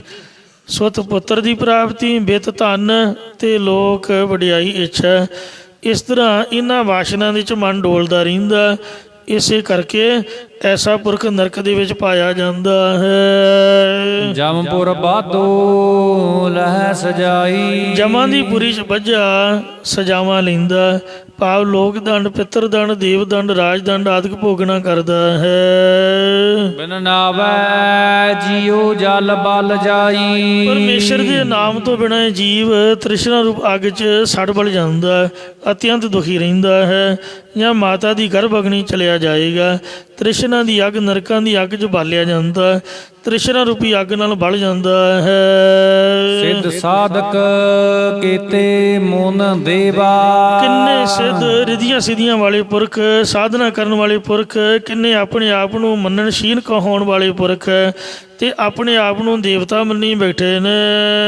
ਹਠ ਨਿਗ੍ਰਹਿ ਨਾ ਤ੍ਰਿਪਤਾਵਹਿ ਭੇਵਾ। ਕਰਕੇ ਜਿੱਦ ਕਰਕੇ ਇੰਦਰੀਆਂ ਨੂੰ ਰੋਕਦੇ ਨੇ, ਪਰ ਰੋਕੀਆਂ ਨਹੀਂ ਰਹਿੰਦੀਆਂ। ਸ੍ਰੀ ਗੁਰੂ ਹਰਿ ਸਾਹਿਬ ਮਹਾਰਾਜ ਦਾ ਧਿਆਨ ਧਾਰ ਕੇ ਬੋਲੋ ਜੀ ਵਾਹਿਗੁਰੂ। ਮੈਂ ਗੁਰਬਿਲਾਸ ਪਾਤਸ਼ਾਹੀ ਛੇਵੀਂ ਨੂੰ ਪੜ੍ਹਿਆ, ਆਪਦੀ ਮਾਂ ਨੂੰ 2 ਵਾਰ ਸੁਣਾਇਆ। ਉਹਦੇ 'ਚ ਮੈਂ ਗੱਲ ਪੜ੍ਹੀ ਹੈ ਕਿ ਸਤਿਗੁਰੂ ਹਰਿ ਸਾਹਿਬ ਮਹਾਰਾਜ ਸੱਚੇ ਪਾਤਸ਼ਾਹ ਜੀ ਨੂੰ ਸਾਧ ਸੰਗਤ ਜੀਓ 7 ਮਾਤਾਵਾਂ ਨੇ ਵਰਿਆ, ਜਿਨ੍ਹਾਂ 'ਚੋਂ ਮਾਤਾ ਕਿਸ਼ਨ ਕੌਰ ਜੀ ਅਤੇ ਮਾਤਾ ਰਾਮ ਕੌਰ ਜੀ। ਬਾਕੀ ਤਾਂ ਸਭ ਸਮਾਧੀ 'ਚ ਲੀਨ ਰਹੀਆਂ। ਅਤੇ ਗੜ੍ਹ ਗੰਗਾ ਦੇ ਰਾਜੇ ਨੇ ਆਪਦੀ ਇੱਕ ਧੀ ਨਾਲ ਆਨੰਦ ਕਾਰਜ ਕਰਨਾ ਸੀਗਾ। ਬਾਕੀ ਸਭ ਮਾਤਾਵਾਂ ਨੇ ਗੁਰੂ ਸਾਹਿਬ ਦੇ ਦਰਸ਼ਨਾਂ ਦੇ ਲੁਭਾਇਮਾਨ ਹੋ ਕੇ ਚਰਨਾਂ ਦੀ ਸੇਵਾ ਦੀ ਅਰਦਾਸ ਕੀਤੀ। ਤਾਂ 6ਵੇਂ ਪਾਤਸ਼ਾਹ ਨੇ ਮਹਾਰਾਜ ਨੂੰ ਪੁੱਛਿਆ, ਤਾਂ ਗੁਰੂ ਸਾਹਿਬ ਕਹਿਣ ਲੱਗੇ ਵੀ ਮਨ ਦੀ ਇੱਛਾ ਤਾਂ ਕੋਈ ਨਹੀਂ, ਜੇ ਆਪ ਦਾ ਹੁਕਮ ਹੈ ਤਾਂ ਚੜ੍ਹਦੀ ਕਲਾ। ਤੋ ਸਭ ਸਮਾਧੀ 'ਚ ਲੀਨ ਰਹੀਆਂ। ਅਤੇ ਜਿਸ ਵਕਤ ਦੋਨਾਂ ਮਾਤਾਵਾਂ ਦੇ ਮਨ 'ਚ ਦਾ ਫੁਰਨਾ ਬਣਿਆ ਪੁੱਤਰ ਦੀ ਪ੍ਰਾਪਤੀ ਦਾ, ਤਾਂ ਗੁਰੂ ਸਾਹਿਬ ਜੀ ਬ੍ਰਹਮ ਗਿਆਨ 'ਚ ਰਹਿੰਦੇ ਸਨ ਸਮਾਧੀ ਦੇ ਵਿੱਚ। ਤਾਂ ਮਹਾਰਾਜ ਨੇ ਮੂਲ ਮੰਤਰ ਲਿਖ ਕੇ ਦਿੱਤਾ। ਤੋ ਇੰਨਾ ਜੀਵਨ ਸਾਹਿਬਾਂ ਦਾ ਉੱਚਾ ਸੁੱਚਾ ਸੀਗਾ। ਜੋ ਮੈਂ ਪੜ੍ਹਿਆ ਮੈਂ ਤੁਹਾਨੂੰ ਉਹੀ ਸੁਣਾ ਰਿਹਾ। ਕੋਈ ਅੰਤਰਜਾਮਤਾ ਨਹੀਂ ਜਾਂ ਕੋਈ ਬ੍ਰਹਮ ਗਿਆਨ ਦੀ ਕੋਈ ਐਸੀ ਗੱਲ ਨਹੀਂ। ਅਸੀਂ ਕਥਾਵਾਚਕ ਗ੍ਰੰਥ ਪੜ੍ਹ ਕੇ ਤੁਹਾਨੂੰ ਸੁਣਾਉਂਦੇ ਹਾਂ। ਗੁਰਬਾਸ ਪਾਤਸ਼ਾਹੀ ਛੇਵੀਂ 'ਚ ਜ਼ਿਕਰ ਆਉਂਦਾ ਹੈ। ਤੋ ਜਿਸ ਵਕਤ ਮੂਲ ਮੰਤਰ ਲਿਖ ਕੇ ਦਿੱਤਾ ਅਤੇ ਮਾਤਾ ਕਿਸ਼ਨ ਕੌਰ ਜੀ ਨੂੰ ਗੁਰੂ ਸਾਹਿਬ ਨੇ ਆਗਿਆ ਕੀਤੀ ਵੀ ਕੇਸੀ ਇਸ਼ਨਾਨ ਕਰਨਾ ਰਾਤ ਦੇ 12 ਵਜੇ ਉੱਠ ਕੇ, ਦੁੱਖ ਭੰਜਣੀ ਬੇਰੀ ਹੇਠ। ਅਤੇ ਉੱਥੇ ਹੀ ਪਰਿਕਰਮਾ ਚੌਂਕੜਾ ਮਾਰ ਕੇ ਦਿਨ ਚੜ੍ਹੇ ਤੱਕ ਮੂਲ ਮੰਤਰ ਦਾ ਸਿਮਰਨ ਕਰਨਾ ਹੈ। ਅਤੇ ਸਰੋਵਰ ਦੇ ਜਲ ਦੇ ਨਾਲ ਮੂਲ ਮੰਤਰ ਵਿੱਚ ਪਾ ਕੇ ਅਤੇ ਉਹਨੂੰ ਵਾਹਿਗੁਰੂ ਕਹਿ ਕੇ ਛਕ ਲੈਣਾ, ਦਰਬਾਰ ਸਾਹਿਬ ਵੱਲ ਮੂੰਹ ਕਰਕੇ। ਤੁਹਾਡੀ ਇੱਛਾ ਰੱਬ ਪੂਰੀ ਕਰੇਗਾ। ਮਾਤਾ ਨੇ ਮਨ 'ਚ ਮਾਣ ਕੀਤਾ। ਤੋ ਮਾਤਾ ਰਾਮ ਕੌਰ ਜੀ ਨੇ ਅਰਦਾਸ ਕਰਾ ਲਿਆ ਬਚਨ, ਤੋ ਬਾਬੇ ਰਾਮ ਰਾਏ ਦਾ ਅਵਤਾਰ ਹੋਇਆ, ਜੋ ਸਾਧ ਸੰਗਤ ਜੀ ਰਿੱਧੀਆਂ ਸਿੱਧੀਆਂ ਦੇ ਮਾਲਕ ਬੜੇ ਕਰਨੀ ਵਾਲੇ ਮਹਾਂਪੁਰਖ ਹੋਏ, ਜਿਨ੍ਹਾਂ ਅੱਗੇ ਸੀਸ ਚੁੱਕਦਾ ਹੈ। ਔਰੰਗਜ਼ੇਬ ਦੇ ਨੱਕ 'ਚ ਨੱਥ ਪਾ ਕੇ ਰੱਖੀ ਜਿੰਨਾ ਚਿਰ ਰਹੇ। 14,000 ਏਡਾ ਜ਼ਾਲਮ ਬਾਦਸ਼ਾਹ ਉਹਨਾਂ ਦੀ ਪੂਜਾ ਕਰਦਾ ਰਿਹਾ। ਇੰਨੇ ਕਰਨੀ ਵਾਲੇ ਮਹਾਂਪੁਰਖ ਸੀਗੇ। ਕਿਸੇ ਮੁਸਲਮਾਨ ਨੂੰ ਕੁਸਕਣ ਨਹੀਂ ਦਿੱਤਾ। ਇੰਨੀ ਕਰਾਮਾਤ ਸੀ ਉਹਨਾਂ 'ਚ ਜ਼ਬਰਦਸਤ। ਔਰੰਗਜ਼ੇਬ ਦੇ ਘਰ ਪੁੱਤਰ ਪੈਦਾ ਨਹੀਂ ਸੀ ਹੋ ਰਿਹਾ। ਕਰਾਮਾਤ ਵੇਖੋ, ਬਾਬੇ ਰਾਮ ਰਾਏ ਦੀ ਜਪਜੀ ਸਾਹਿਬ ਦਾ ਪਾਠ ਕਰਕੇ ਜਲ ਕਰਕੇ ਦਿੱਤਾ, ਆਖਿਆ ਜਾਓ ਬੀਬੀ ਨੂੰ ਪਿਆ ਦਿਓ। ਅਤੇ ਪੀਂਦਿਆਂ ਸਾਰ ਬਹਾਦਰ ਸ਼ਾਹ ਦਾ ਜਨਮ ਹੋਇਆ, ਜਿਹੜਾ ਰਹਿੰਦੀ ਉਮਰ ਤੱਕ ਗੁਰੂ ਗੋਬਿੰਦ ਸਿੰਘ ਦਾ ਸ਼ਰਧਾਲੂ ਰਿਹਾ। ਸਾਰੇ ਮੁਸਲਮਾਨ ਮਾਰੇ ਨਾਲ ਲੜਦੇ ਰਹੇ, ਪਰ ਬਹਾਦਰ ਸ਼ਾਹ ਮਾਰੇ ਦੇ ਪੈਰਾਂ 'ਚ ਡਿੱਗਦਾ ਰਿਹਾ। ਇੰਨੀ ਕਰਾਮਾਤ ਬਾਬੇ ਰਾਮ ਰਾਏ ਦੀ। ਤੋ ਇਸ ਤਰੀਕੇ ਨਾਲ ਫਿਰ ਮਾਤਾ ਨੂੰ ਸੋਝੀ ਆਈ। ਫਿਰ ਦੁਬਾਰਾ ਬੇਨਤੀ ਕੀਤੀ ਨਿਮਰਤਾ 'ਚ। ਫਿਰ ਮਹਾਰਾਜ ਨੇ ਉਂਝ ਹੀ ਮੂਲ ਮੰਤਰ ਬਖਸ਼ਿਆ। ਕਹਿੰਦੇ ਚਲੋ ਹੁਣ ਗੁਰਤਾ ਗੱਦੀ ਦੇ ਮਾਲਕ ਦਿੰਦੇ ਆ। ਤੋ ਇਉਂ ਨਿਗਾਹ ਦੇ ਨਾਲ ਹੀ ਕਿਰਪਾ ਕਰ ਦਿੱਤੀ। ਵੇਖੋ, ਅੰਮ੍ਰਿਤ ਪੀਤਾ, ਮੂਲ ਮੰਤਰ ਦਾ ਪਾਠ ਪੜ੍ਹਿਆ, ਘੋਲ ਕੇ ਛਕਿਆ, ਤਾਂ ਗੁਰੂ ਹਰਿਕ੍ਰਿਸ਼ਨ ਸਾਹਿਬ ਮਹਾਰਾਜ ਦਾ ਅਵਤਾਰ ਹੋਇਆ। ਇਹ ਗੁਰੂ ਘਰ ਦੀਆਂ ਕਥਾਵਾਂ ਨੇ। ਕੋਈ ਐਵੇਂ ਗੱਲਾਂ ਮਾਰੀ ਜਾਏ ਆਖੇ ਜੀ ਮਹਾਰਾਜ ਵੀ ਬਾਲ ਬੱਚੇ ਵਾਲੇ ਹੋਏ ਨੇ, ਉਹ ਵੀ ਗ੍ਰਸਤੀ ਹੋਏ ਨੇ। ਗੱਲ ਨੂੰ ਸਮਝੋ ਤਾਂ ਸਹੀ ਭਾਈ। ਸਤਿਗੁਰੂ ਜੀ ਕੀ ਕਹਿ ਰਹੇ ਹਨ? ਮਹਾਰਾਜ ਕਹਿੰਦੇ ਨੇ ਹਠ ਕਰ ਮਰੈ ਨਾ ਲਿਖੈ ਪਾਵੈ, ਹਠ ਨਿਗਰਹਿ ਨਾ ਤ੍ਰਿਪਤਾਵੈ ਭੇਵਾ। ਤੂੰ ਧਿਆਨ ਰੱਖਿਆ ਕਰ ਯਾਰ, ਮੈਂ ਤਾਂ ਗੱਲਾਂ ਮਾਰਨੀਆਂ ਹੁੰਦੀਆਂ। ਜੰਪੁਰ ਬਾਤ ਹਠ ਨਿਗਰਹਿ ਨਾ ਤ੍ਰਿਪਤਾਵੈ ਭੇਵਾ। ਲਾਗੇ ਬੰਦਾ ਇਸੇ ਲਈ ਬਿਠਾਈ ਦਾ ਵੀ ਬਾਣੀ 'ਚ ਧਿਆਨ ਰੱਖੇ। ਉਚਾਰਨ ਕਰੋ ਸਤਿਨਾਮ ਸ੍ਰੀ ਵਾਹਿਗੁਰੂ। ਹਾਂਜੀ। ਹਠ ਨਿਗਰਹਿ ਨਾ ਤ੍ਰਿਪਤਾਵੈ ਭੇਵਾ। ਜਿਹੜਾ ਜਿੱਦ ਕਰਕੇ ਇੰਦਰੀਆਂ ਨੂੰ ਰੋਕਣ ਦੀ ਜਿੱਦ ਕਰਦਾ, ਘਰਾਂ ਤੋਂ ਰਹਿਤ ਹੋ ਕੇ, ਭਾਵ ਘਰ-ਬਾਰ ਛੱਡ ਕੇ, ਬਨਖੰਡੀ ਹੋ ਕੇ ਵਿਚਰਦਾ ਹੈ, ਆਤਮਕ ਤ੍ਰਿਪਤੀ ਨਹੀਂ ਉਹਦੇ ਮਨ 'ਚ ਆਉਂਦੀ, ਸਗੋਂ ਭੇਦ ਭਾਵ ਪਿਆ ਰਹਿੰਦਾ। ਉਹਨਾਂ ਦਾ ਮਨ ਪ੍ਰਭੂ ਪ੍ਰੇਮ ਦੇ ਵਿੱਚ ਭਿੱਜੇਗਾ ਨਹੀਂ, ਕਿਸੇ ਪ੍ਰਕਾਰ ਮੰਨੇਗਾ ਨਹੀਂ, ਸਦਾ ਹਠੀਆ ਰਹੇਗਾ। ਉਹਨਾਂ ਦੇ ਸਾਧਨਾਂ 'ਤੇ ਰੱਬ ਨਹੀਂ ਭਿੱਜੇਗਾ, ਮਹਾਰਾਜ ਦਾ ਮਨ ਨਹੀਂ ਮੰਨੇਗਾ। ਸ਼ਬਦ ਵਿਚਾਰ ਗਾਹੇ ਗੁਰ ਸੇਵਾ। ਜੋ ਪੁਰਖ ਸਤਿਗੁਰਾਂ ਦੀ ਸੇਵਾ ਟਹਿਲ ਨੂੰ ਆਪਣੇ ਮਨ 'ਚ ਗ੍ਰਹਿਣ ਕਰਕੇ ਗੁਰ ਉਪਦੇਸ਼ ਨੂੰ ਵਿਚਾਰਦੇ ਨੇ ਜਾਂ ਬ੍ਰਹਮ ਦੀ ਵਿਚਾਰ ਕਰਦੇ ਹਨ। ਤਨ ਨਿਰਮਲ ਅਭਿਮਾਨ ਅਭੇਵਾ। ਉਹਨਾਂ ਦਾ ਮਨ ਸੂਖਮ ਸਰੀਰ ਅਤੇ ਤਨ ਸਥੂਲ ਸਰੀਰ ਨਿਰਮਲ ਉਜਲ ਹੈ, ਅਤੇ ਹਿਰਦੇ ਵਿੱਚ ਪਰਮੇਸ਼ਰ ਦਾ ਮੰਨਣ ਕਰਕੇ ਉਹ ਪਰਮੇਸ਼ਰ ਦੇ ਸਰੂਪ 'ਚ ਅਭੇਦ ਹੋ ਜਾਂਦਾ, ਜਾਂ ਉਹ ਅਭਿਮਾਨ ਵੱਲੋਂ ਅਭੇਜ ਰਹਿੰਦੇ। ਉਹ ਹਿਰਦੇ 'ਚ ਭੇਦ ਤੋਂ ਰਹਿਤ ਪਰਮੇਸ਼ਰ ਦਾ ਮੰਨਣ ਕਰਦੇ, ਜਾਂ ਜਿਨ੍ਹਾਂ ਦੇ ਅੰਦਰ ਹੰਕਾਰ ਹੈ ਕਿ ਸਾਡਾ ਮਨ ਦੇ ਤਨ ਬੜਾ ਉਜਲ ਹੈ, ਉਹ ਪਰਮੇਸ਼ਰ ਦੇ ਸਰੂਪ ਦਾ ਭੇਦ ਪਾਉਣ ਤੋਂ ਰਹਿਤ ਹਨ। ਕਰਮ ਮਿਲੈ ਪਾਵੈ ਸਚ ਨਾਉ। ਜੇ ਚੰਗੇ ਕਰਮਾਂ ਸਦਕਾ ਜਾਂ ਪਰਮੇਸ਼ਰ ਦੀ ਕਿਰਪਾ ਸਦਕਾ ਤਤ ਬੇਤੇ ਗੁਰੂ ਦਾ ਸੰਗ ਮਿਲੇ ਤਾਂ ਗੁਰਾਂ ਦੁਆਰਾ ਸੱਚਾ ਨਾਮ ਬਾਈ ਦਾ। ਫਿਰ ਪਰਮੇਸ਼ਰ ਅੱਗੇ ਨਿਮਰਤਾ ਸਹਿਤ ਬੇਨਤੀਆਂ ਕਰੋ ਭਾਈ। ਤੁਮ ਸਰਨਾਗਤ ਰਹੋ ਸੁਭਾਉ। हे ਪਰਮੇਸ਼ਰ, ਅਸੀਂ ਆਪ ਜੀ ਦੀ ਸ਼ਰਨ 'ਚ ਆ ਕੇ ਪ੍ਰਾਪਤ ਹੋਏ ਹਾਂ ਅਤੇ ਸੁਭਾਵਕ ਹੀ ਆਪਦੇ ਚਰਨਾਂ 'ਚ ਰਹਿਣਾ ਕਰਦੇ ਆ, ਆਪਦੇ ਸ੍ਰੇਸ਼ਟ ਪ੍ਰਕਾਸ਼ 'ਚ ਅਸਥਿਤ ਹੋ ਕੇ ਰਹਿਣਾ ਕਰਦੇ ਹਾਂ। ਤੁਮ ਤੇ ਉਪਜਿਓ ਭਗਤੀ ਭਾਵ। हे ਪਰਮੇਸ਼ਰ, ਤੇਰੀ ਪ੍ਰਿਅਪਤੀ ਵਾਲਾ ਪ੍ਰੇਮਾ ਭਗਤੀ ਰੂਪ ਸਾਧਨ ਤੇਰੇ ਤੋਂ ਹੀ ਪੈਦਾ ਹੋਇਆ ਹੈ। ਭਾਵ ਆਪ ਹੀ ਤੂੰ ਗੁਰਾਂ ਦੁਆਰਾ ਆਪਣੇ ਨਾਲ ਮਿਲਾਉਣ ਵਾਲਾ ਪ੍ਰੇਮ ਭਗਤੀ ਦਾ ਸਾਧਨ ਪੈਦਾ ਕੀਤਾ।